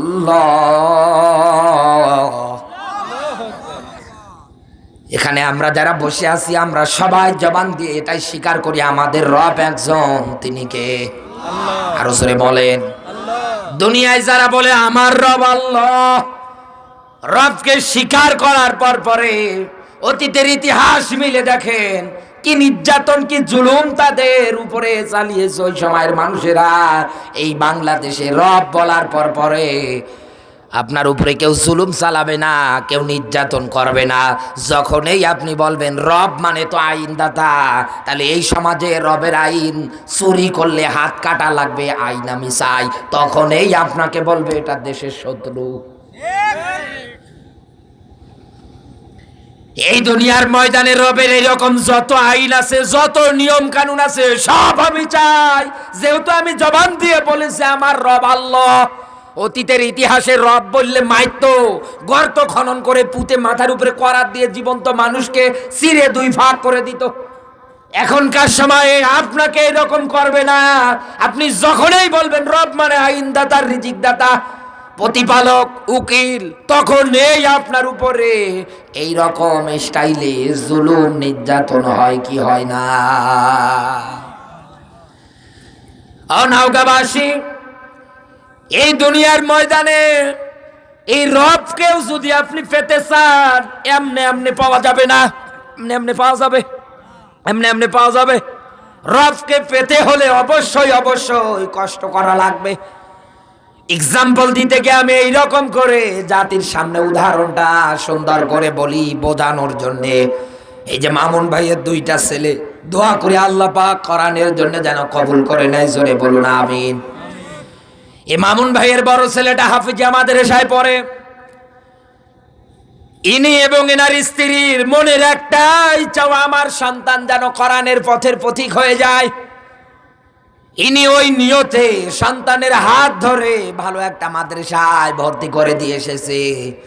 দেওয়ার পরে হুজুরকে ডাক দিয়ে বলে, হুজুর আমার মনের একটাই চাওয়া, আমার এই সন্তানটা হক্কানি আলেম হোক, বড় মাওলানা হোক। এমনকি আমি মারা যেই দিন যাব, আমার লাশের পাশে দাঁড়িয়ে যেন ডাক দিয়ে বলতে পারে রব্বির হামহুমা কামা রব্বায়ানি সগীরা। বলেন আল্লাহু আকবার। আল্লাহ এটা আমার বাবা, এটার কেউ না। মামুন ভাইয়ের মনের এই চিন্তা, কিন্তু ওনার ছেলে ওই জায়গার মধ্যে হাফেজ, বড় আলেম হতে গেলে কষ্ট স্বীকার করা লাগবে। রাত দিন একাধারে জেগে জেগে পড়াশোনা করা লাগবে। এখন ওনার ছেলে ওই জায়গায় যদি কষ্ট না করে, কোনোদিন কি আলেম হতে পারবে, হাফেজ হতে পারবে? আপনি তো একটা মসজিদের ইমাম সাহেব, হাফেজ, মাওলানা, আপনি গ্রামের একজন মাতাব্বর মানুষ মনে করেন, দামই দিতে চান নাই হাফেজটার। কথা বলে রাখেন, নওগাঁয় মনে হয় দেয়, আমার এলাকায় দেয় না। বাস্তব, আমার এলাকায় দেয়। একটা হাফেজ, একটা আলেম, 1 গ্লাস পানি খেয়ে হয় না। তার এই হাতের এই কবজি, তার পায়ের এই টাকনু, এই মালাইজার যেটাকে বলা হয়, এরপরে পায়ের নিচে যে টাকনু মিলিয়ে দেখেন তার কত দাগ পড়ে গিয়েছে বসে পড়তে পড়তে। কোরআন নিয়ে গবেষণা করতে করতে, খেয়ে না খেয়ে কত কষ্ট করে একটা আলেম হয়, আর এই দেশের এই মানুষগুলো ওই আলেমদের হাতে হাত করা পরিয়ে জেলখানায় বন্দী করে রেখে দেয়। হাজার হাজার ছাত্র হাত দিয়ে তৈরি করতে পারে এই মানুষগুলো শাইখুল হাদিস, এই মানুষগুলোকে আজ কি নির্যাতন, কি জুলুম, এর স্টিমুলার চালানো হচ্ছে। কেন? তিনি যদি বাইরে থাকতো, তার হাত দিয়ে হাজার হাজার আরো হক্কানি আলেম এ বাংলাদেশে তৈরি হতো না, আমরা হতে দেই না। আপনি মারা গেলে আল্লাহ যে আপনার কোন জান্নাতে রাখবে আমার মাঝে মাঝে চিন্তা হয়। ও কি জান্নাত পাওয়ার কাজ করে? জান্নাত পাওয়ার কাজ করে? মসজিদে গেলে হাত উঠাচ্ছে, রব্বানা আতিনা ফিদ দুনিয়া হাসানা ওয়া ফিল আখিরাতি হাসানা দাও ওয়া কিনা আযাবান নার। কি দোয়া! শেষে হুজুরকে 50, 100, 500 টাকা দিয়ে বলছে, হুজুর দোয়াটা যা হয়েছে না সেই দোয়া। দোয়ার মিনিং বোঝেন? রব্বানা, হে আমাদের রব, দুনিয়ার কল্যাণ দাও, আখিরাতের কল্যাণ দাও, ওয়া কিনা আযাবান নার, আল্লাহ জাহান্নাম থেকে বাঁচাও। আল্লাহ পাক বলেন, তোকে আমি জাহান্নাম থেকে বাঁচাবো তো তখন। ইয়া আইয়ুহাল্লাযীনা আমানু হাল আদুল্লুকুম আলা তিজারাতিন তুনজিকুম মিন আযাবিন আলীম। আল্লাহ পাক বলেন, হে যারা ঈমানদারের দাবি করো, এই দুনিয়ার ময়দানে আমি তোমাদেরকে জাহান্নাম থেকে বাঁচানোর জন্য একটা ব্যবসার সন্ধান কি দেব না? এ কথা কার? আরো জোরে বলেন।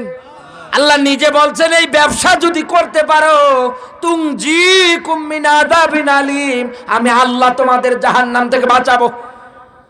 সেই ব্যবসার নাম হচ্ছে ইউকাতিলুনা ফি সাবিলিল্লাহ, আল্লাহর পথে লড়াই। এই লড়াই করতে গেলে জান লাগবে, মাল লাগবে, বিনিময় জান্নাত দেবে কে? আরো জোরে বলেন। শুধু কি দোয়া করে? এই বাংলাদেশের মানুষগুলো এইরকম। একটা লোক বটগাছ তলায় বসে ক্ষুধার যন্ত্রণায় একটা রুটি বের করেছে পোটলা থেকে, বের করার পর পরে সিঁড়ে সিঁড়ে খাচ্ছে। হঠাৎ করে একটা কাক এসে ছো মেরে রুটিটা নিয়ে গাছের মগ ডালে বসে আছে। এ নিচের থেকে ঢিল ছুড়ছে আর বলছেন, ফালিয়ে দে, ফালিয়ে দে। কাক একটা পর্যায়ে দেখছে অবস্থা ভালো না, জায়গা থেকে উড়ে আর এক জায়গায় যাচ্ছে। ও পিছে পিছে দৌড়াচ্ছে। একটা পর্যায়ে দেখা গেল নদী পার হয়ে যখন কাক চলে গেল, ও তখন এই জায়গায় দাঁড়িয়ে বলছে, যার রুটিটা আল্লাহর রাস্তায় দিয়ে দিলাম। এই বাংলাদেশে এইরকম আল্লাহর রাস্তায় দান করার মানুষ এখন সব চাইতে বেশি। ও যখন পারে না তখন বলে, যা আল্লাহর রাস্তায় দিয়ে দিলাম। অথচ আল্লাহ পাক বলেন, লান তানালুল বিররা হাত্তা তুনফিকু মিম্মা তুহিব্বুন। তোর ওই পর্যন্ত আমার রাস্তায় দান কবুল হচ্ছে না, হবে না, যতক্ষণ না পর্যন্ত তোর নিজের পছন্দনীয় জিনিস তুই আমার রাস্তায় খরচ না করিস। কথা কার? আরো জোরে বলেন কার? আমার বন্ধুরা, এই দুনিয়ার ময়দানে ভাইয়ের ছেলে যেমন কষ্ট স্বীকার না করলে দুনিয়ার ময়দানে আলেম হতে পারবে না, হাফেজ হতে পারবে না, ঠিক তেমনি দুনিয়ার ময়দানে আপনিও রবকে পাওয়ার জন্য যদি কষ্ট স্বীকার না করেন, জুলুম নির্যাতন এগুলো আপনার উপরে আসবে, এটা স্বাভাবিক। জেলখানা আসবে, এটা স্বাভাবিক, অস্বাভাবিকের কিছু না। এই কষ্ট স্বীকার করতে করতে করতে করতে এই দুনিয়ার থেকে যদি আপনি মারাও যান, আল্লাহ পাক বলেন, ওয়ালা তাকুলু লিমাই ইউকতালু ফি সাবিলিল্লাহি আমওয়াত। বলেন আল্লাহু আকবার। আল্লাহ তাআলা বলেন, তুই আমার কাছে মরা না, তুই আমার কাছে জিন্দা। আর জিন্দা থাকলে খাবারের প্রয়োজন হয়। এই জন্য আল্লাহ পাক বলেন, আমি তোকে রিজিক পর্যন্ত দেব। এ কথা কার? দুনিয়ার মানুষ তুই যখন মারা যাবি দিনের পথে চলতে গিয়ে, দুনিয়ার মানুষ মনে করবে মৃত, কিন্তু আমি আল্লাহ বলছি তুই জিন্দা। একটা শহীদের এতই মর্যাদা, এতই মর্যাদা। বিশ্ব নবী জানিয়েছেন, রব স্বীকার করার পরে কষ্ট স্বীকার করতে গিয়ে যদি মারা যায়, আল্লাহর নবী বলেন রক্তের ফোঁটা জমিনে পড়ার আগেই আল্লাহ ওরে নিষ্পাপ বানিয়ে দেয়। এই মানুষটার জন্য সব জায়গা, সব সেক্টরে আমার আল্লাহ পাক সহজ করে দেবেন। ফুলসিরাত বলেন, কিয়ামতের কঠিন হাসরের ময়দান বলেন, যে জায়গায় হোক না কেন ওই জায়গাতে রহমত দেবে তিনি কে? 3 নম্বরে কিয়ামতের ময়দানে আল্লাহ ডাক দিয়ে বলবে, তোর আহাল বর্ডার মেম্বার অধীনস্থ যারা আছে এদের থেকে 70 জন মানুষের জন্য আজকে তুই আমার কাছে সুপারিশ কর, আমি আল্লাহ তোর সুপারিশ কবুল করব। মাছ আর মুহাব্বিস 2 ভাই, মা অস্ত্র নেই, খেজুর গাছের বাকল দিয়েছে হাতে। নৌকাবাসী খেজুর গাছের বাকল নিয়ে 2 ভাই চলে গিয়েছে জিহাদ করার জন্যে, দিন বিজয় করার জন্যে। মা কিন্তু শকে দেয়নি, মায়ের মনের একটাই চাওয়া, কিয়ামতের দিন আমি শাহাদতের মর্যাদা পেয়ে দাঁড়াতে চাই। আর আমরা সন্তানকে বক্তব্য দেব না, আমার ছেলে বড় হয়ে অমুক বিশেষ ক্যাডার হবে, এ হবে ও হবে। শেষে সন্তান এমন হয়, এলাকায় যত মাদক দ্রব্য খাওয়ার লিস্টে আছে ও সন্তান বড় টপ লিডারে পালন আছে। বাধ্য হয়ে মানুষের দোকান চুরি করে, মানুষের কলা চুরি করে, মানুষের বাড়িতে হানা দেয়, ডাকাতি করে, রাস্তায় ছিনতাই করে। এই নজির বাংলাদেশে নেই, হাজার হাজার। আমার বন্ধুরা, মুসলমানদের 3টা কাতারের সর্বশেষ কাতারের ব্যাখ্যায় আমি আপনাকে ব্যাখ্যা দিচ্ছিলাম। এর ভিতরে আবার এই বাংলাদেশের একজনের জীবনী টান দিয়ে নিয়ে এসেছিলাম। এই লোকটা ওই জায়গার মধ্যে এমনি এমনি ঘুমায় না। আল্লাহ পাক বলেন, কষ্ট স্বীকার করতে গিয়ে টিকে যখন মানুষটা থেকেই যায়, মরণ যখন তার উপস্থিত হয়ে যায়, আল্লাহ পাক বলেন তাতানাজ্জালু আলাইহিমুল মালাইকা। বলেন আল্লাহু আকবার। এই যে তাতানাজ্জালু আলাইহিমুল মালাইকা, আল্লাহ বলেন আমি ফেরেশতা নাজিল করি। এই আয়াতের ব্যাখ্যা পড়তে গিয়ে ইবনে কাসিরের ব্যাখ্যায় আমি ফেরেশতা নাজিলের 2টা মাধ্যম পেয়েছি। 1 নম্বরে মুমিন ইমানদারের জান কবজের সময় হলে ফেরেশতা পাঠায় কে? 2 নম্বরে এই দুনিয়ার ময়দানে দিনের বিজয় করতে গিয়ে কোন মানুষ যদি চেষ্টা চালায়, ও যদি বাধাগ্রস্ত হয়, আটকিয়ে যায়, ফেরেশতা নাজিল করে কে? আরো জোরে বলেন। তার বদরের ময়দান বাস্তব আলফিম 1000 ফেরেশতা আল্লাহ পাঠিয়েছিলেন। এই 2টা জায়গায় 2টা স্থানে আমার আল্লাহ পাক ফেরেশতারা নাজিল করেন এবং ডাক দিয়ে বলে, আল্লাহ তাখাফু ওয়ালা তাহজানু। বলেন আল্লাহু আকবার। আল্লাহর বান্দা, তোমার কোনো ভয় নেই, তোমার কোনো চিন্তা নেই। ওই জান্নাতের সুসংবাদ তুমি নাও, যে জান্নাত আল্লাহ তোমাকে দেওয়ার জন্য ওয়াদাবদ্ধ হয়েছেন। চিৎকার মেরে বলেন আল্লাহু আকবার। জান্নাত দেওয়ার জন্য ওয়াদাবদ্ধ হয়েছে কে? আরো জোরে বলেন। ফেরেশতারা এসে ওই সান্ত্বনা দেবে। এদের শব্দ খৌফ। ইমানদারদের কাছে মৃত্যুর ভয়টা সাধারণ ভয়। খৌফ মানে সাধারণ ভয় ভীতি। বাঘ দেখলে, সাপ দেখলে মানুষের অন্তরে যেমন ভয়ের সৃষ্টি হয়, এই দুনিয়ার ময়দানে আল্লাহ বোঝাতে চাই, ইমানদার কাফেরদের তৈরি করা মরণের ভাব তোর কাছে যেন এই রকম সাধারণ ভয় ভীতি মনে হয়। কারণ মনে তো হবেই, আল্লাযী খলাকাল মাউতা ওয়াল হায়াতা, এই আয়াত তো আমার জন্মের আগের। একথা বলে না কেন? এখানে যারা মুরব্বী হয়ে বসে আছেন, আপনারও জন্মের আগের। যারা মারা গিয়েছে ওদেরও জন্মের আগে, হাজার হাজার বছর আগে আল্লাহ ডাক দিয়ে বলেছে, বান্দা তুমি যত বড় ক্যাডার হও না কেন, আমি আগে মরণ বানিয়েছি, এটা যেন তোমার মনে থাকে। এ কথা কার? তোকে মরা লাগবেই। আল্লাহ স্মরণ করে দিচ্ছে। এতগুলো কথা আমি আপনাকে বলে ফেললাম, একটা মাত্র কারণ আমার এই দুনিয়ার ময়দানে মুসলমানদের কাতার বন্দী হওয়ার ক্ষেত্রে আমাদের থাকা লাগবে এই 3 নাম্বার কাতারটায়। আল্লাহ যেন কবুল করে নেয়। জোরে বলুন আমিন। আমার বন্ধুরা, আমাদের এই জায়গা থেকে মেইন শব্দ এখন নেওয়া লাগবে, দুনিয়ায় যারা মাঝামাঝি অবস্থানকারী হয় এরা মুনাফিক। আর একটু আগে জানলাম এই মুনাফিকদের বিরুদ্ধে আমাদের লড়াই আর সংগ্রামটা চালানো লাগবে। তাহলে এই দুনিয়ার ময়দানে আজকের থেকে শুরু করে দেন, দুনিয়ায় যারা কাফের, দুনিয়ায় যারা মুনাফিক, দুনিয়ায় যারা ইসলাম বিদ্বেষী, এই রকম তালিকায় যাদের নাম আছে, এদের সঙ্গে আমাদের কোনো আপোষ নেই। লড়াই সংগ্রাম করা ফরজ। নামাজ যেমন, রোজা যেমন, হজ যেমন, এরকম ফরজ। এ কথা কার? তবেই না ভালোবাসবে কে? আর এই লড়াইয়ের সংগ্রাম যদি করতে চান, আবারও বলছি, আমি একা করতে পারবো না। এই জন্য ভাইয়ের সহযোগিতা লাগবে, ওই ভাইয়ের লাগবে, ওই ভাইয়ের লাগবে। 64টা জেলায় 56,000 বর্গ মাইলের দেশে যারাই বলবে আমি মুসলমান, সবার সহযোগিতার দরকার আছে না নেই?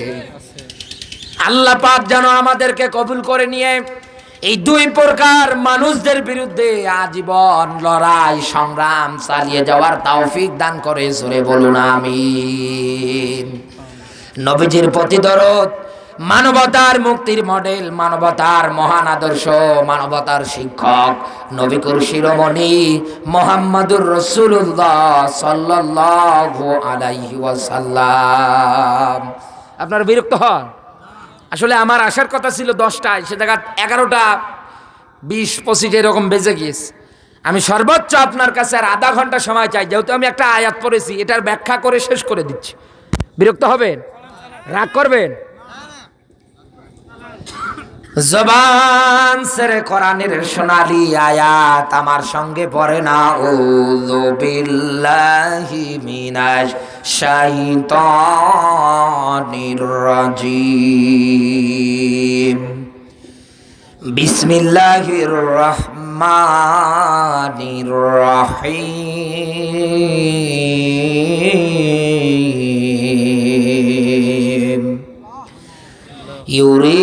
ইউরিদুনা লিইউতফিউ নূরাল্লাহি বিআফওয়াহিহিম আল্লাহু মুতিম্মু নূরিহি ওয়ালাউ কারিহাল কাফিরুন।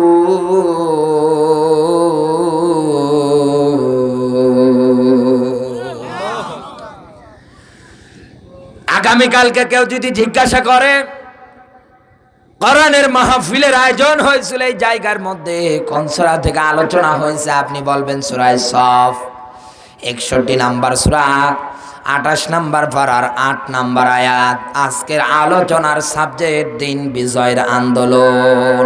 করবে কে? আরো জোরে বলে। দিন বিজয়ের আন্দোলন, এ ব্যাপারে ওয়াদা কার? চেষ্টা চালাবে কে? আমরা। এইবার আসেন আমরা দেখি কোরআনের এই শব্দগুলো মেলাই।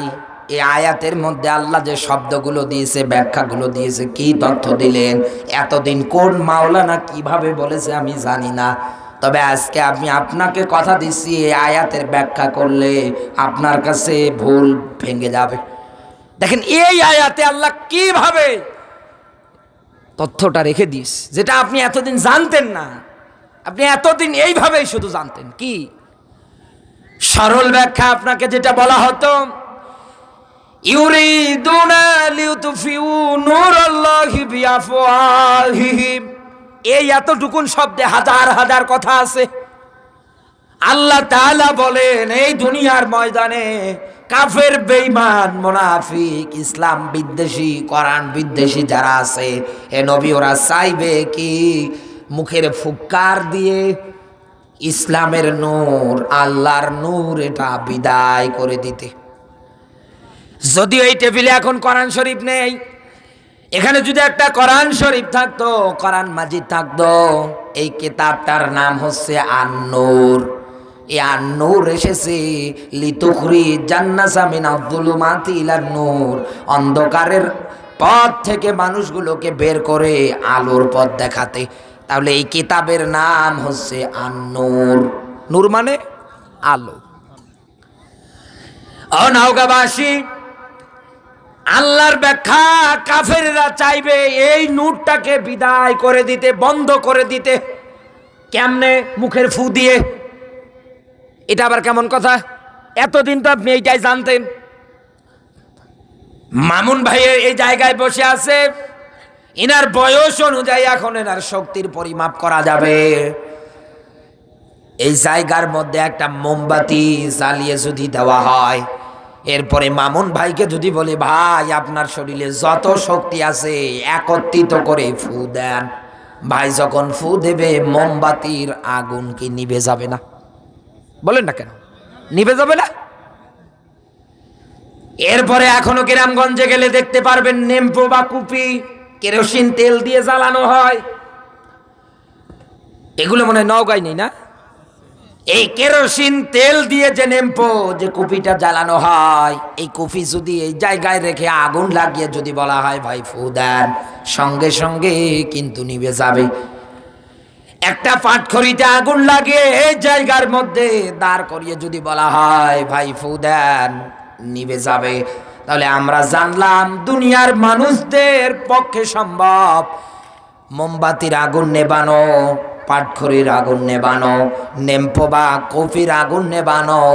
এখন বলেন তো এই দুনিয়ার ময়দানে ইন্নাদ-দীনা ইনদাল্লাহিল ইসলাম, আল্লাহর কাছে গ্রহণযোগ্য মনোনীত একটা মাত্র জীবন ব্যবস্থা, তার নাম ইসলাম। তিনি নাজিল করেছে কোরআন, আবার তিনি নিজেই বলেছেন হেফাজতের দায়িত্ব কারো না, এটা দায়িত্ব কার? হাফিজুর, নিজে হেফাজতকারী। এরপরেও আল্লাহ এই তথ্যটা এই জায়গার মধ্যে কেন দিলেন? আর দুনিয়ার মানুষ তো এইগুলো ছাড়া কোরআন ফু দিয়ে বিদায় করতে পারবে না। মানুষদের ব্যাপারে কোরআন পড়ে দেখেন, আপনি তো কোরআন পড়েন না, কোরআন নিয়ে তো গবেষণা করেন না। আপনার গবেষণা হয় সকালবেলা মুখ দিয়ে কয়টা বিড়ি খাওয়া যায়, এক কথা বলেন না কেন? আপনার গবেষণা হয় সকাল বেলায় মুখে পানি দেওয়ার পর পরে, ক্লিন হওয়ার পর পরে, পরিষ্কার করার পর পরে কার জমির আইল কেটে ফুলসিরাতের রাস্তা বানা যায়। এই জীবন নিয়ে জান্নাতের আশা করেন? আবু বকর কাঁদতো, গাছ দেখলে বলতো গাছ, আল্লাহ যদি আমার গাছ বানাতো, গরু ছাগল খেয়ে ফেলতো পাতা মাতা, হিসাব দেওয়া লাগতো না মরণের পরে। আল্লাহ আমার মানুষ বানিয়েছে, হিসাব নেবে। আর আপনি কি করেন? যারা জান্নাতের সার্টিফিকেট পেয়েছে দুনিয়ায়, এ মানুষগুলোর আমল দেখেন, ঈমান দেখেন। আর আপনি কি ঈমান বানিয়েছে, করেনটা কি? কত মানুষ এই জায়গায় আসার পরে ডাক দিয়ে বলেন হুজুর দোয়া করেন আমার ছেলে যেন হযরত ওমর হয়। ওমর কি শকে হবে? আলী কি শকে হবে? না, অবশ্যই অবশ্যই আপনাকে কাজ করা লাগবে ওই রকম, মন মানসিকতা তৈরি করা লাগবে ওই রকম, তবেই না জাতিকে আপনি এই রকম ওমর উপহার দিতে পারবেন। রাষ্ট্রের রাষ্ট্রনায়ক, তিনি দায়িত্ব পালন করে যাচ্ছেন। গভীর রজনীতে ওমর বের হয়েছেন, হওয়ার পর পরে তাকিয়ে দেখেন একটা বাড়ির থেকে মেয়ে লোকের কান্নার আওয়াজ পায়। ওমর তো এমনি রাজ্য চালানোর ক্ষেত্রে, শাসন করার ক্ষেত্রে বড়ই কঠিন ছিলেন। তার আদালতের মধ্যে যেটার বিচার নিয়ে মানুষ আসুক না কেন, ন্যায় বিচার পেত। এই ওমর তাকিয়ে দেখছেন শুধু মেয়ে লোকের কান্নার আওয়াজই না, ওই বাড়ির উঠানের মধ্যে একটা ছেলে লোক শুধু দৌড়াচ্ছে, আবার বাইরে আসে। কাছে চলে গেলেন, মনে মনে আন্দাজ করলেন এই জায়গার মধ্যে নিশ্চয় কোনো খারাপ কাজ হয়ে গিয়েছে। এক দৌড়ে গিয়ে হাতটা চেপে ধরে ডাক দিয়ে বলে আল্লাহর বান্দা, কি করেছ ওই মেয়ের সঙ্গে, ঘরে কান্না করে কেন? ডাক দিয়ে বলে পথিক আপনি কে, কোথায় আপনার বাড়ি, কোথায় আপনার ঘর? হযরত ওমর পরিচয় গোপন রেখে ডাক দিয়ে বলেন ভাই সে যেই হোক না কেন বলো ওই মেয়েটা কান্না করে কেন, কি হয়েছে বাড়িতে? ডাক দিয়ে বলে তুমিও পুরুষ আমিও পুরুষ, এই জায়গার মধ্যে আমাদের কাজে না, এই জায়গার মধ্যে একজন মহিলা মানুষের দরকার। বলে কেন? ঘরে যে কান্না করে ওটা আমার স্ত্রী। কাঁদছে কেন? প্রসব বেদনা উঠেছে তাই কান্না করতেছে। এখন এই জায়গার মধ্যে কোনো ধাত্রী নেই, কোনো মহিলা মানুষ নেই, হবে কেমন করে? এই জন্য আমি একবার ঘরের দিকে চলে যাচ্ছি, স্ত্রীর কান্নার আওয়াজ শুনতে পেরে, যে আমার স্ত্রী রে একা রেখে যাওয়া যাবে না। যখন এই স্ত্রীর দিকে তাকাই, বেশি জোরে জোরে কান্না করে, আর থাকতে পারি না, যে বাইরে যাই, কষ্ট হলেও একজন আর নিয়ে আসি। কিন্তু আমি দরজা থেকে বাইরে আইলে কান্নার আওয়াজ আরো বেড়ে যায়, এই জন্য দৌড়াদৌড়ি করছি। হযরত ওমর ডাক দিয়ে বলে, ভাই এই জায়গার মধ্যে একটু দাঁড়াও, দেখি আমি কোনো কিছু করতে পারি কিনা। এক দৌড়ে বাড়ি চলে গেলেন। যাওয়ার পরে নিজের স্ত্রী আব্দুল্লাহর আম্মুকে ডাক দিয়ে বলে, আব্দুল্লাহর আম্মু, জান্নাত আল্লাহ বিক্রি করছে অমুক বাড়িতে, যদি কিনে নিতে চাও আমার সঙ্গে দৌড়াও। হযরত ওমরের স্ত্রী ওমরের সঙ্গে আসলেন, ঘরে প্রবেশ করলেন। কিছুক্ষণের মধ্যেই হযরত ওমরের স্ত্রী ডাক দিয়ে বললেন, খলিফাতুল মুসলিমিন, ও আমার স্বামী, আপনার যে বন্ধু, এই বন্ধুর স্ত্রীর পুত্র সন্তান হয়েছে।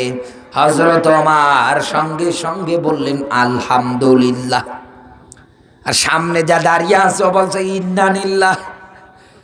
কারণ ওমর যেমন তেমন মানুষ না, বেয়াদবি হয়ে গেলে এক কোপ মেরে দেবে। ডাক দিয়ে বললেন, আপনি যে খলিফা এটা তো আগে বলবেন। বলে, আমি তো জনগণের খাদেম, সেবক, পরিচয় দিয়ে কি করব? আমার দায়িত্ব কর্তব্য এইটাই। এই জন্যই আমার আল্লাহ মানুষের মধ্যে মানুষকে শ্রেষ্ঠ করে বানিয়েছেন। কুনতুম খায়রা উম্মাতিন উখরিজাত লিন-নাস। মানুষের মধ্যে আল্লাহ মানুষদেরকে এই জন্যই শ্রেষ্ঠ করেছেন, যাতে করে দুনিয়ায় ভালো কাজের আদেশ দেয় আর অসৎ কাজগুলো বন্ধ করে দেয়। হযরত ওমরকে ডাক দিয়ে বললেন, খলিফা, এই যে মেয়ে লোকটাকে আপনি নিয়ে এসেছেন, একটু আগে কি যেন বিড়বিড় করে বলল, শুধু সন্তান হওয়ার খবরটাই কানে এসেছে, কিন্তু এই মেয়ে লোকটাকে কোথা থেকে এনেছেন আমি জানি না, তবে তার তো প্রাপ্য একটা মজুরি দেওয়া দরকার। বলে, কি দেবেন? বলে, আমার পকেটে কয়েকটা দিরহাম আছে স্বর্ণের, এটা নিয়ে নেন, ওই মেয়েটার পারিশ্রমিক মজুরি দিয়ে দেবেন। হযরত ওমর ডাক দিয়ে বললেন, ভাই, ঘরের মধ্যে যে মেয়েটা প্রবেশ করিয়েছি ওটার কেউ না, ওটা আমার স্ত্রী। তারা মানুষের উপকার করার জন্য কি চেষ্টা চালায়, আর আপনি সকালে এই নিয়তেই চোখ খুলছেন। কার 12টা বাজাবো, কার কি করবো, কার কি ক্ষতি করবো, কোন হুজুরের পিছনে লাগবে। হুজুর যদি জোরে যায়, বলে, দেখ দাওয়াত পেয়েছে, কি দৌড় দৌড়াচ্ছে। যদি আসতে যায়, বলে, আজকে যা খাবার খেয়েছি গো, ও নড়তে পারছে না। এই রকম ফেরাউন দুনিয়ায় নেই, হাজার হাজার মানুষ। আমার বন্ধুরা, আর দেরি না, এই দুনিয়ার ময়দানে মানুষের পক্ষে এগুলো নেবানো সম্ভব, কিন্তু আল্লাহর কিতাব তো বিদায় করা সম্ভব না। এই কিতাবের ব্যাখ্যা শুনলে আপনি আরো চমকে যাবেন। আল্লাহর ব্যাখ্যা, খুলিকল ইনসানা দাইফা। আল্লাহ পাক বলে, আমি মানুষ বানিয়েছি একেবারে দুর্বল করে। মানুষ বানিয়েছে কি করে? আরো জোরে বলেন। এরপর পরে ইসলামের ঘর বিরোধী শয়তান, এই শয়তানের চক্রান্তের ক্ষেত্রেও আমার আল্লাহ পাক সূরা নিসার ৭৬ নাম্বার আয়াতের শেষের অংশে ব্যাখ্যা দিয়েছে, শয়তানের চক্রান্ত দুর্বল। কথা কার? মানুষের চক্রান্ত যদি দুর্বল হয়, শয়তানের চক্রান্ত যদি একেবারে দুর্বল হয়, যেমন তেমন দুর্বল না, একালিপ টান দিয়ে বলেছে দইফা, একেবারে দুর্বল। ও নওগাঁবাসী, তাহলে এই মানুষগুলো কি কোরআন বিদায় করতে পারবে? আরো জোরে বলেন। ইসলাম বিদায় করতে পারবে? টুপিওয়ালা বিদায় করতে পারবে? তাহলে আল্লাহ এ ব্যাখ্যা দিলেন কেন? তাও আর মুখের ফু দিয়ে।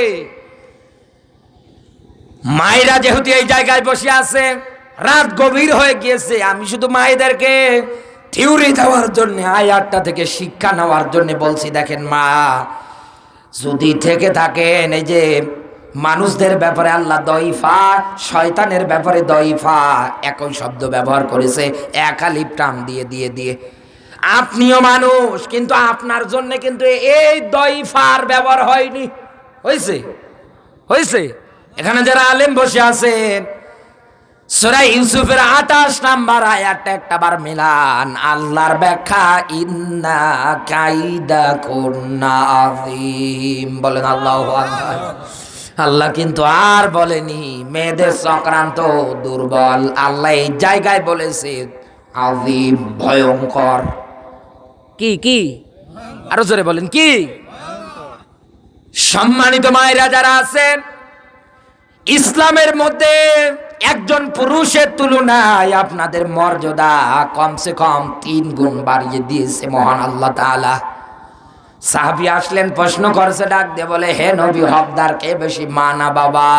নবীজি বললেন, তোমার মা, এরপরে উম্মুকা, তোমার মা, এরপরে তোমার মা। এত মর্যাদা ইসলাম আপনাদের বাড়ালেন, বাড়ানোর পরে আল্লাহ তাআলা এই ব্যাখ্যাটা কেন এই জায়গায় দিলেন? কারণ তামাম দুনিয়ায় মিলিয়ে দেখেন, একটা পরিবার যদি নষ্ট হয় একটা মেয়ের কারণে। একথা বলে না কেন? একটা সমাজ যদি নষ্ট হয় একটা মেয়ের কারণে, একটা রাষ্ট্র যদি নষ্ট হয় একটা মেয়ের কারণে, একটা মানুষ যদি বিপদেও পড়ে একটা মেয়ের কারণে।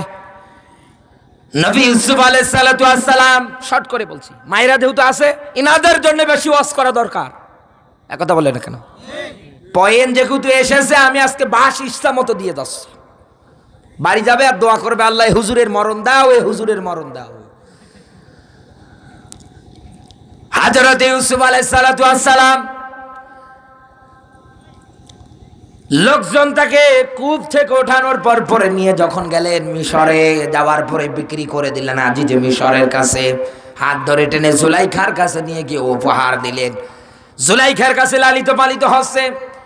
একটা পর্যায়ে এত সুন্দর চেহারা আমার আল্লাহ পাক নবী ইউসুফকে দিয়েছিলেন, এত সুন্দর, এর চাইতেও আবার বেশি সুন্দর ছিলেন আপনার আমার নবী, বিশ্ব নবী মুহাম্মদুর রাসূলুল্লাহ। নবী ইউসুফের জামানার মেয়েগুলো নবী ইউসুফকে দেখে হাতের আঙ্গুল কেটেছে, আর আমার নবীকে যদি দেখতো কলিজা কেটে ফেলতো, তারপরেও হুঁশ পেত না। এত সুন্দর। অনাগাবাসী একটু মনোযোগ দেবেন, এই জায়গার মধ্যে খুব সুন্দর একটা তথ্য আছে। যেহেতু পয়েন্টে এসেছে, আমাদের ব্যাপারে আল্লাহ দইফা, মেয়েদের ব্যাপারে আজিম কেন দিলেন? এই নবী ইউসুফ আলাইহিস সালাতু ওয়াস সালাম যৌবন প্রাপ্ত হওয়ার পরে জুলাইখার মনের মধ্যে খারাপ চিন্তা, 7টা দরজার মধ্যে তালাবদ্ধ করে একটা কামরায় নিয়ে যাওয়ার পরে ডাক দিয়ে বলছে, আমার এই হারাম চাহিদা পূরণ করা লাগবে। নবী ইউসুফ ওই জায়গায় ডাক দিয়ে বলছে, ইন্নী আখাফুল্লাহ, আমি আমার আল্লাহরে ভয় করি, এই কাজ আমার দ্বারা সম্ভব না। জুলাইখার কাছে রব বলতে এতটুকুন মনে হতো। ওই সময়ের মধ্যে মূর্তি ভাস্কর্যগুলো ছিল, কালো কাপড় হাতে নিয়ে গিয়ে ঢেকে ঢেকে দিচ্ছে। নবী ইউসুফ ডাক দিয়ে বলছে, জুলাইখা, এগুলো তো রব না, এগুলো তো খোদা না, এগুলো কোনোদিন কারো উপকারে আসতে পারে না। আমার রব তো তিনি, যিনি তামাম দুনিয়া বানিয়েছেন, আসমান বানিয়েছেন, এমনকি তিনি ঘুম পর্যন্ত পারছে না। ইনি আমার রব, আমার দ্বারা এই কাজ করা সম্ভব না। জুলাইখা ওই জায়গার মধ্যে শয়তানি প্রতারণায় পড়ে জোর জবরদস্তি করতে করতে একটা পর্যায়ে গায়ের থেকে পোশাক খুলে ফেলা শুরু করলেন। ওই জায়গার মধ্যে নবী ইউসুফ একজন ওই সময়ের মধ্যে সুন্দর যুবক, আর জুলাইখাও যেমন তেমন নারীরা ওই সময়ের মধ্যে বিশ্ব সুন্দরীর তালিকায় 1 নম্বরে। দুইজনের সৌন্দর্যের দিক দিয়ে 100-এ 100, হাজারে হাজার।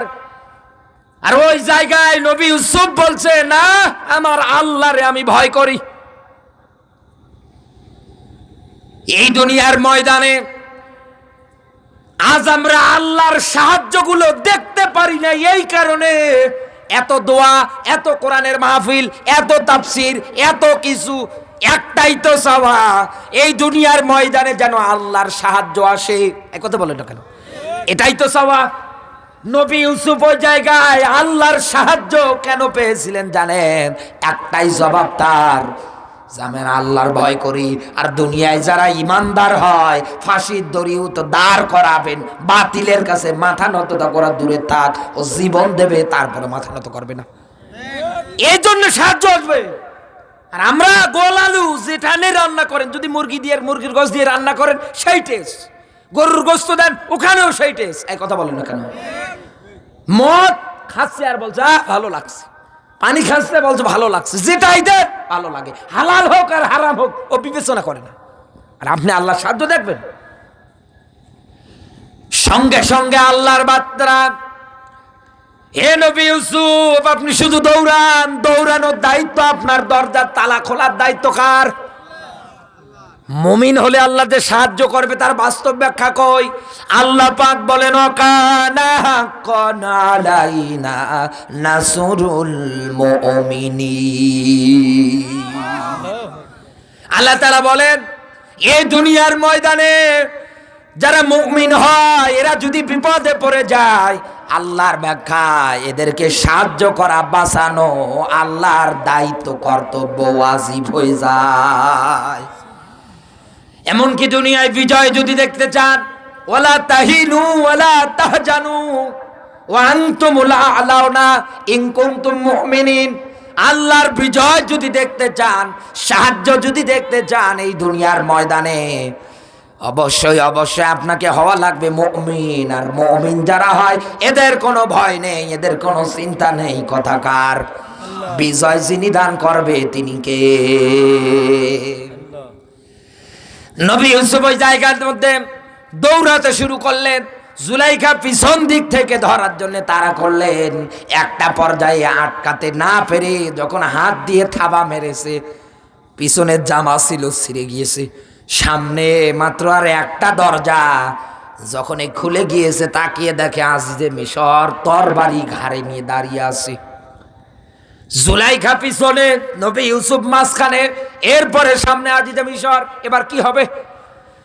জুলাইখা ওই জায়গার মধ্যে স্বামীকে দেখার পরে সঙ্গে সঙ্গে হাউমাউ করে কান্নার ভান করে, ডাক দিয়ে বলে, স্বামী ছোট থেকে করে মানুষ করলাম, আর ও আজকে আমার সঙ্গে খারাপ কাজ করার জন্য ওই জায়গা পর্যন্ত গিয়েছে, আমার জোর জবরদস্তি করেছে। এত কথাবার্তা নবী ইউসুফের বিরুদ্ধে। নবী ইউসুফ আলাইহিস সালাতু ওয়াস সালাম ওই জায়গার মধ্যে কিছু বলতে পারছে না, কারণ ওই জায়গায় উপযুক্ত প্রমাণ না দিয়ে কথা বললে আন্দাজে কথা বলার কোনো মানে হয় না। কথা বলে না কেন? আন্দাজে কোনো কথা বললে কি পার পাওয়া যাবে? উপযুক্ত প্রমাণ দেওয়া লাগবে। সম্মানিত মায়েরা যারা আছেন, আল্লাহ খেলা করার জন্য আজিম শব্দ দেয়নি, একটু মনোযোগ দেন। আপনাদের স্বভাবটাই এইরকম, এই জন্য আল্লাহ তথ্য দিয়েছে। তামাম দুনিয়ার মানুষদেরকে আল্লাহ বোঝাতে চেয়েছে এইরকম চক্রান্তে যত না পড়ো। নবী ইউসুফ আলাইহিস সালাতু ওয়াস সালাম ওই জায়গায় জুলাইখার বক্তব্য শোনার পরে কিছু বলতে পারে না। ওই সময়ের মধ্যে আজিজে মিশরের স্ত্রী ধর্ষণ মামলা যেহেতু তার উপরে চাপিয়ে দিয়েছে, তাহলে তাকে সর্বোচ্চ শাস্তি দেওয়া হতো মৃত্যুদণ্ড। মৃত্যুদণ্ড না? মৃত্যুদণ্ড না বা এর চাইতেও কঠিনতম শাস্তি থাকলে ওটাই দিত। একটা পর্যায়ে ওই জায়গার মধ্যে নবী ইউসুফ আলাইহিস সালাতু ওয়াস সালাম দুইটা পদ্ধতির মধ্যে একটা পদ্ধতি আল্লাহর সাহায্য পাওয়ার ক্ষেত্রে অবলম্বন করলেন। ইয়া আইয়ুহাল্লাযীনা আমানুস্তাঈনু বিস-সাবরি ওয়াস-সালাহ। আল্লাহ তাআলা বলেন আমার কাছে যদি সাহায্য চাও, মাধ্যম দুইটা। এক নম্বরে সবর করো, ধৈর্যশীল হও। দুই নম্বরে নামাজে দাঁড়াও। এই নামাজের মাধ্যমে সাহায্য চাওয়া লাগবে কার কাছে?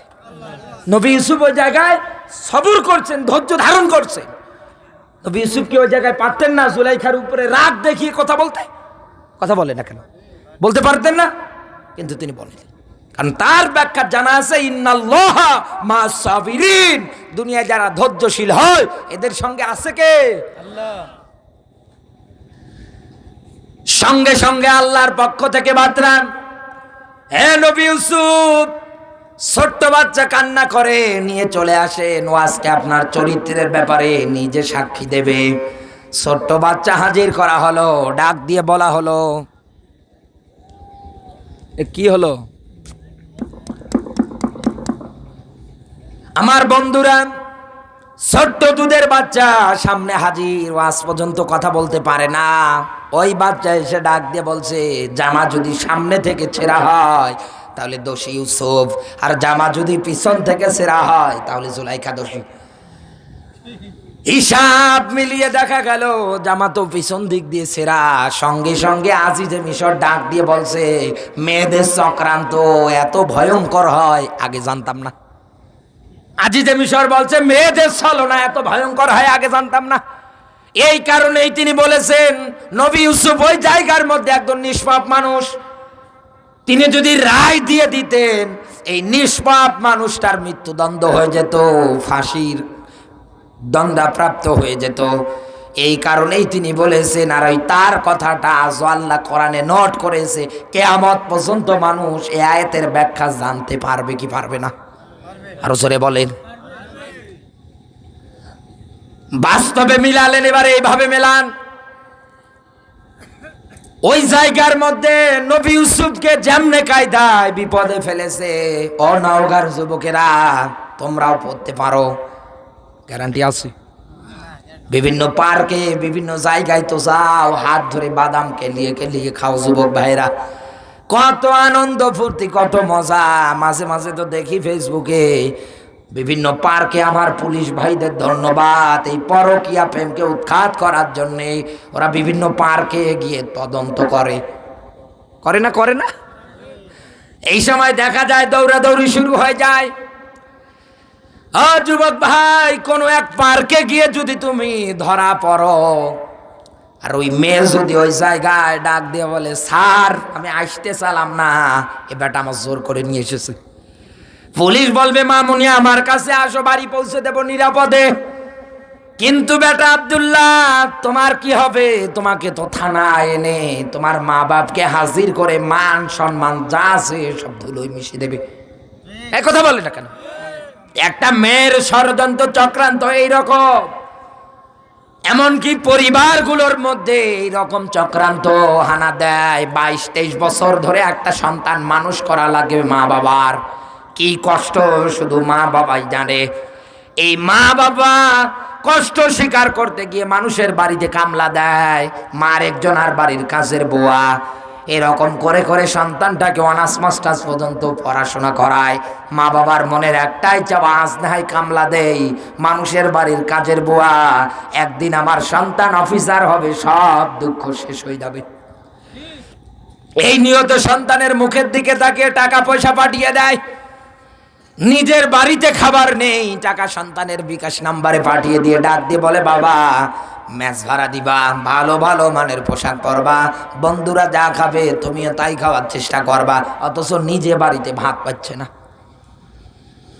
এই সন্তানটা পড়াশোনা করার পরে, যোগ্যতা অর্জন করার পরে ভালো একটা চাকরি যখন পেয়ে যায়, নওগাঁ শহরে মনে করেন ভালো একটা চাকরি পেয়েছে, ওর মনে মনে চিন্তা, বিয়ে করে গ্রামের বাড়িটা আরো সুন্দর উন্নত করে, আমার মা আমার বাবা আর আমার বউ গ্রামের বাড়িটাতে থাকবে, আমি নওগাঁ শহরে থাকবো, ছুটি পেলে বাড়ি চলে আসবো, আমার বউ রান্না করবে, আর আমার মা বাবা শেষ বয়সে ইবাদত বন্দেগীটা সুন্দর করে আদায় করবে। অধিকাংশ মা বাবা মনের কিন্তু এইটাই চাওয়া।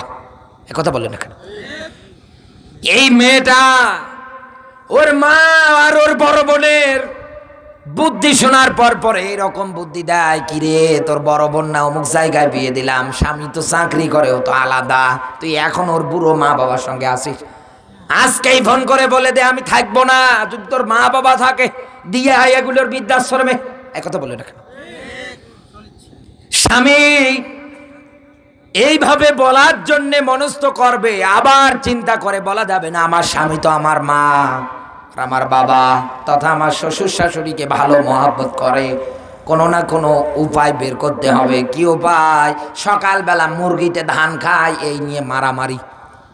স্বামীর কাছে ফোন দিয়ে বলে অগো মাও ভালো না বাবাও ভালো, তাড়াতাড়ি করে চলে আসো, আমার নিয়ে যদি সংসার করে খেতে হয়।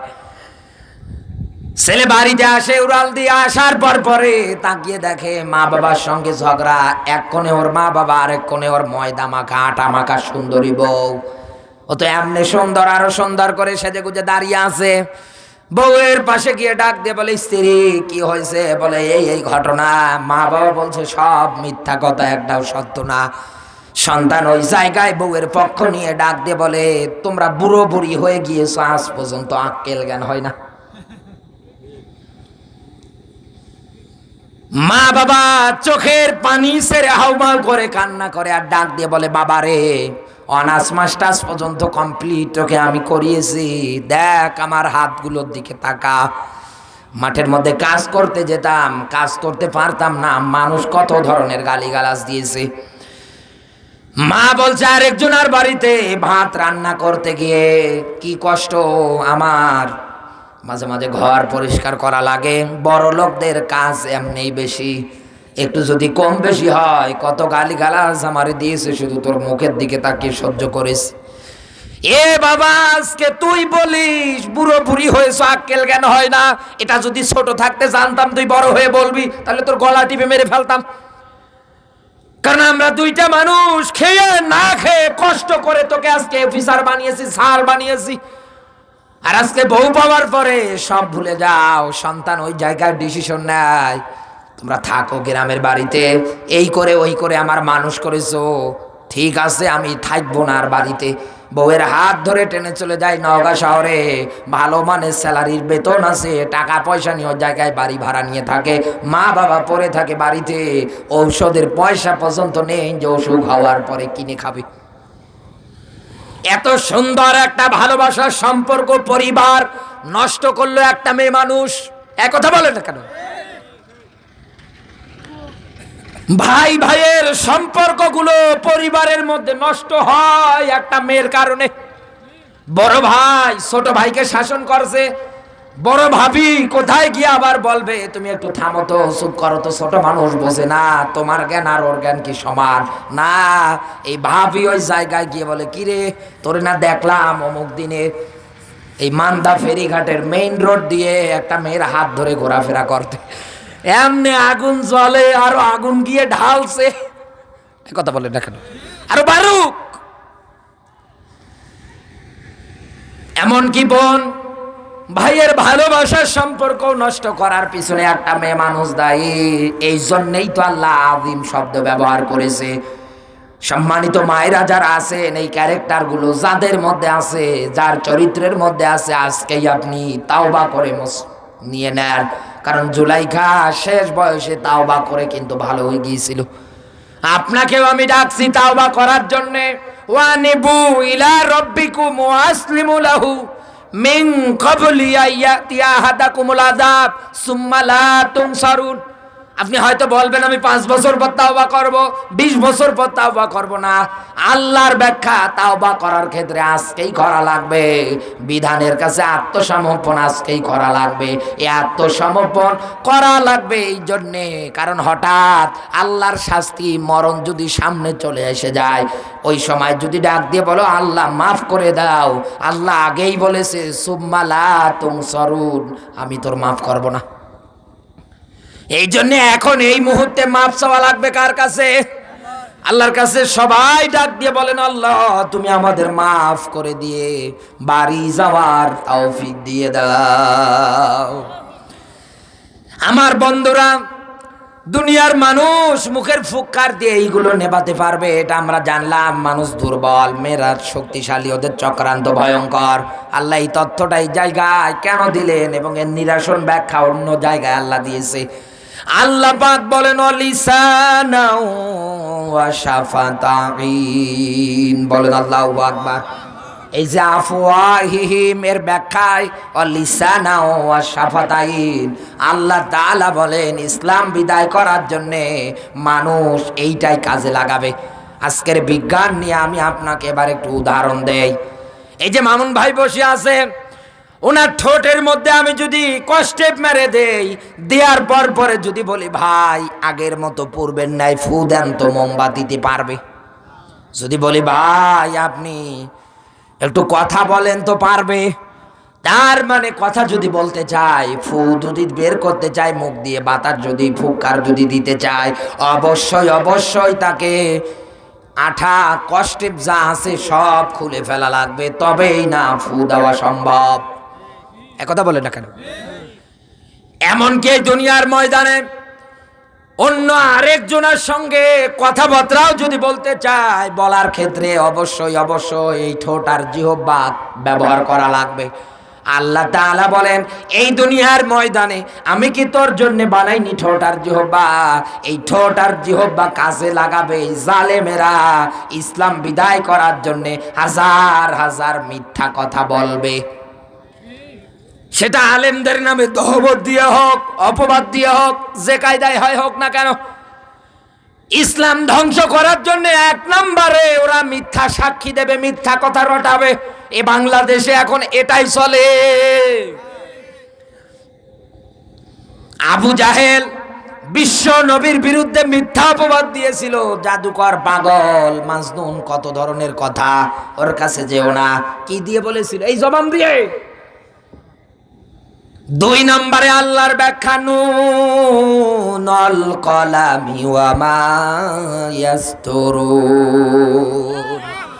দুই নম্বরে ইসলাম বিদায় করার জন্য হাতের মধ্যে কলম নেবে, নেয়ার পর পরে এই দুনিয়ার ময়দানে ওরা আলেমদের বিরুদ্ধে এই রকম করে বিল পাস করবে যেমনে কায়দায় নবীজির বিরুদ্ধে করেছিল।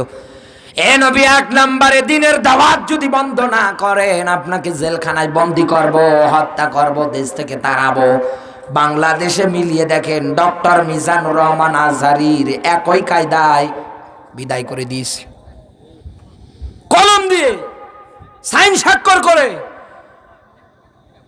এই আজহারী ভাই যদি থাকতো, প্রত্যেকটা জেলায় তাফসীর মাহফিল অটেন্ড করতো, 12 লাখ 13 লাখ করে মানুষ হাজির হয়ে যেত। ওই জায়গাগুলোর মধ্যে থেকে যদি 5 লাখ মানুষও প্রতিদিন কোরআন বুঝতো, তাহলে আস্তে আস্তে করে এই দেশে কোরআন মানার সংখ্যা বেশি হতো না কম হতো? সূক্ষ্ম ষড়যন্ত্র করে নবীকে যেমনে ভাবে নিজের জন্মভূমি ত্যাগ করে নানার দেশে পাঠিয়েছে, এই বাংলাদেশের রত্ন মুফাসসির একই কায়দায় বাংলার মাটি ছেড়ে আজ মালয়েশিয়ায়।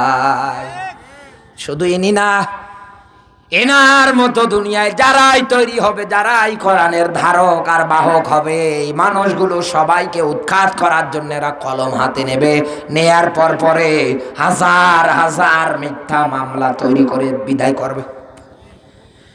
3 নম্বরে, এই দুনিয়ার ময়দানে ওরা হাতে নেবে স্যাটেলাইট, ওরা হাতে নেবে মোবাইল, ওরা হাতে নেবে ক্যামেরা। মিডিয়া যত দিক দিয়ে আছে, ইলেকট্রনিক মিডিয়া, প্রিন্টিং মিডিয়া, যত এরকম ওয়েবসাইটগুলো আছে সবগুলো ওরা হাতে নেবে এইভাবে। একটু মনোযোগ দেন 2 মিনিটে। এই মোবাইলটা এমন একটা জিনিস, এই জায়গা থেকে আমি খবর নিতে পারবো এখন ইরান কি করতেছে ইসরায়েলের সাথে। হ্যাঁ, কথা বলেন না কেন? এমনকি বাংলাদেশের সঙ্গেও কি এই ইসরায়েল কোন ধরনের যুদ্ধনামা করবে কিনা, এটা যদি হয় আগে এই মোবাইলের বার্তায় আমি জানতে পারবো। এই মোবাইল তো এইরকম একটা জিনিস যেটা নিয়ন্ত্রণ করার জন্য কোনো মুসলমানেরা বসে নেই, এটা নিয়ন্ত্রণ করছে। মোবাইলের ভিতরে ফেসবুক বলেন, ইউটিউব বলেন, যত ওয়েবসাইটগুলো আছে সবগুলো নিয়ন্ত্রণ করে ইহুদি খ্রিস্টানেরা। আর ওরা নিয়ন্ত্রণ করলে এই রকমটা আমরা তাকালে দেখতে পাই। একজন হাজি মানুষ হজ করে এসেছে, আসার পর পরে কাবা ঘর দেখার জন্য মনটা ব্যাকুল। দীর্ঘদিন কাটালাম, 2-3 বার গেলাম, কাবা ঘর না দেখলে ভাল লাগে না। মোবাইলের ডাটা কানেকশন দিয়ে যখন এই ঢুকেছে, তাকিয়ে দেখে সর্বনাশ, পরিমণি আফা উলঙ্গ অবস্থায় মোবাইলের গ্যালারিতে হাজির। হাজি মানুষ, ইমানে জোর আছে, তাকওয়া আছে, নাউজুবিল্লাহ বলে মোবাইলের ডাটাটা অফ করে দিয়ে আর এক সাইডে রেখে দিয়েছে। মনে মনে ভাবে দেখবো কাবা ঘর, এইগুলো আসে কি আমার মোবাইলে। দ্বিতীয়বার আবার ডাটা কানেকশন দিয়েছে, নেয়ার পর পরে তাকিয়ে দেখছে সর্বনাশ, এই নাসলের চাপাই নবাবগঞ্জের মাহিয়া মাহি সামনে। বাধ্য হয়ে মুরব্বী বলছে দেখবই না আর কাবা ঘর, টাকা পয়সা এক জায়গায় করে যাব দেখতে। বিবেকের কাছে প্রশ্ন খাটান মুসলমান, এই ভিডিওটা একজন হাজি মানুষ পেয়েছে, তার না হয় ইমান তাকওয়া ভালো ছিল জন্য ফিরে এসেছে, কিন্তু এই দেশের ইয়ং জেনারেশন, সে মেয়ে হোক আর ছেলে হোক, এরা যদি এই ভিডিও পেত, ওরা তো প্রস্তুতি চালাতো এই ভিডিওর উপরে কেমন করে পিএইচডি ডিগ্রি নেওয়া যায়। এক কথা বললেন না কেন? এই পিএইচডি ডিগ্রি নেওয়ার পরেই তোরা পার্কে যায়, বিভিন্ন জায়গায় যায়, আর আল্লাহর কোরআনের ব্যাখ্যা এই গান বাজনাগুলো, অশ্লীল দৃষ্টিগুলো যারা টাকা পয়সা দিয়ে ক্রয় করে নেয়, আল্লাহর ব্যাখ্যা ফাকাদ দল্লা দলালাম বাঈদা। আল্লাহ পাক বলেন আমি ওদের নিজে পথ ভ্রষ্ট করে দেই। এ কথা কার? আমার আল্লাহ যদি কাউকে রাস্তা ভুলিয়ে দেয়, পথ ভ্রষ্ট করে দেয়, পৃথিবীর কারো ক্ষমতা আছে রাস্তা দেখানোর? বলেন বলেন। সূরা লোকমানের 6 নম্বর আয়াতে একই ব্যাখ্যা। আল্লাহ পাক বলেন ও নিজেই নিজেকে পথভ্রষ্ট করে ফেলে গান বাজনা অশ্লীল দৃশ্য দিয়ে। এই বাংলাদেশের যুবক যুবতীরা সবচাইতে বেশি খারাপ হচ্ছে কিন্তু এই মোবাইল দিয়ে। একথা বলেন না কেন? এই মোবাইল দিয়ে ক্যাসিনো খেলে আমার এলাকার কত যুবক আজ পথেই বসে গিয়েছে। আমার বয়সী উঠতি বয়সে যুবক গুলো পর্যন্ত আজকে নেশার বোতল হাতে নিয়ে ফেলেছে। বড় আশ্চর্য লাগে, বড় অবাক লাগে। এমনকি রমজান মাস চলে গেল, সবে কদর 27 রাত, এটাকে সবচাইতে বেশি স্বীকৃতি দেওয়া হয়। এই রাতের বেলা সারাটা রাত ধরে ইবাদত বন্দেগী করে ঠিক 3:30টার দিকে আমরা যখন বাড়িতে সবাই যার যার মতো গেলাম, কিছুক্ষণের মধ্যে চিল্লা হাল্লা শুরু হয়ে গিয়েছে। কি নদীর ধারে একটা দোকান আছে, চুরি করতে এসেছে, ধরা পড়েছে। তাই সবে কদরের রাতে আচ্ছা পিটুনিয়ার মার, এরপরে সাহেবের লজ্জা নেই। অথচ একটা যুবক মানুষ, হাত ভালো, পা ভালো, সব ভালো, ও কাজ করলেই করতে পারে, কিন্তু ওর অভ্যাস নেশা করার জন্য। কাজ তো দূরে থাক, চুরি করলেই পাওয়া যায়। এই বাংলাদেশে দিন দিন এই নেশার হার বাড়ে না কমে? আরো জোরে বলেন। আল্লাহ তাআলা যেন এর থেকে আমাদের এই যুব সমাজগুলোকে হেফাজত করে। জোরে বলুন আমিন। আল্লাহ পাক বলেন ওরা তো এইভাবে ইসলাম বিদায় করার জন্য মনোভাব করবে, তৈরি করবে।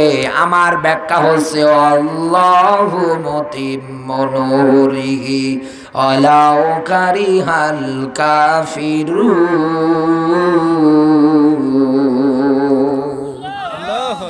আল্লাহ তাআলা বলেন দুনিয়ার মানুষ, আমি কসম করে বলছি আমার নূর, আমার আলো আমি জ্বালাবো। তার মানে আল্লাহর নূর বলতে আল্লাহর কোরআন এই সমাজে প্রতিষ্ঠিত হবে। বিচার ব্যবস্থা, পর্দা যা আছে সবগুলো চলবে কোরআনের আইন দিয়ে। আল্লাহ যেন দেখে মরণ দান করে। জোরে বলুন আমিন। আরো জোরে বলেন আমিন। যতটুকুন আলোচনা করেছি আল্লাহ আমাকে আমল করবার, আপনাদেরকে আমল করার যেন তৌফিক দান করে। বলেন আমিন। আপনারা দীর্ঘক্ষণ ধরে ধৈর্য ধারণ করেছিলেন। আমি মসজিদের জন্য আজকের এই মাহফিল, নাম মোসাম্মদ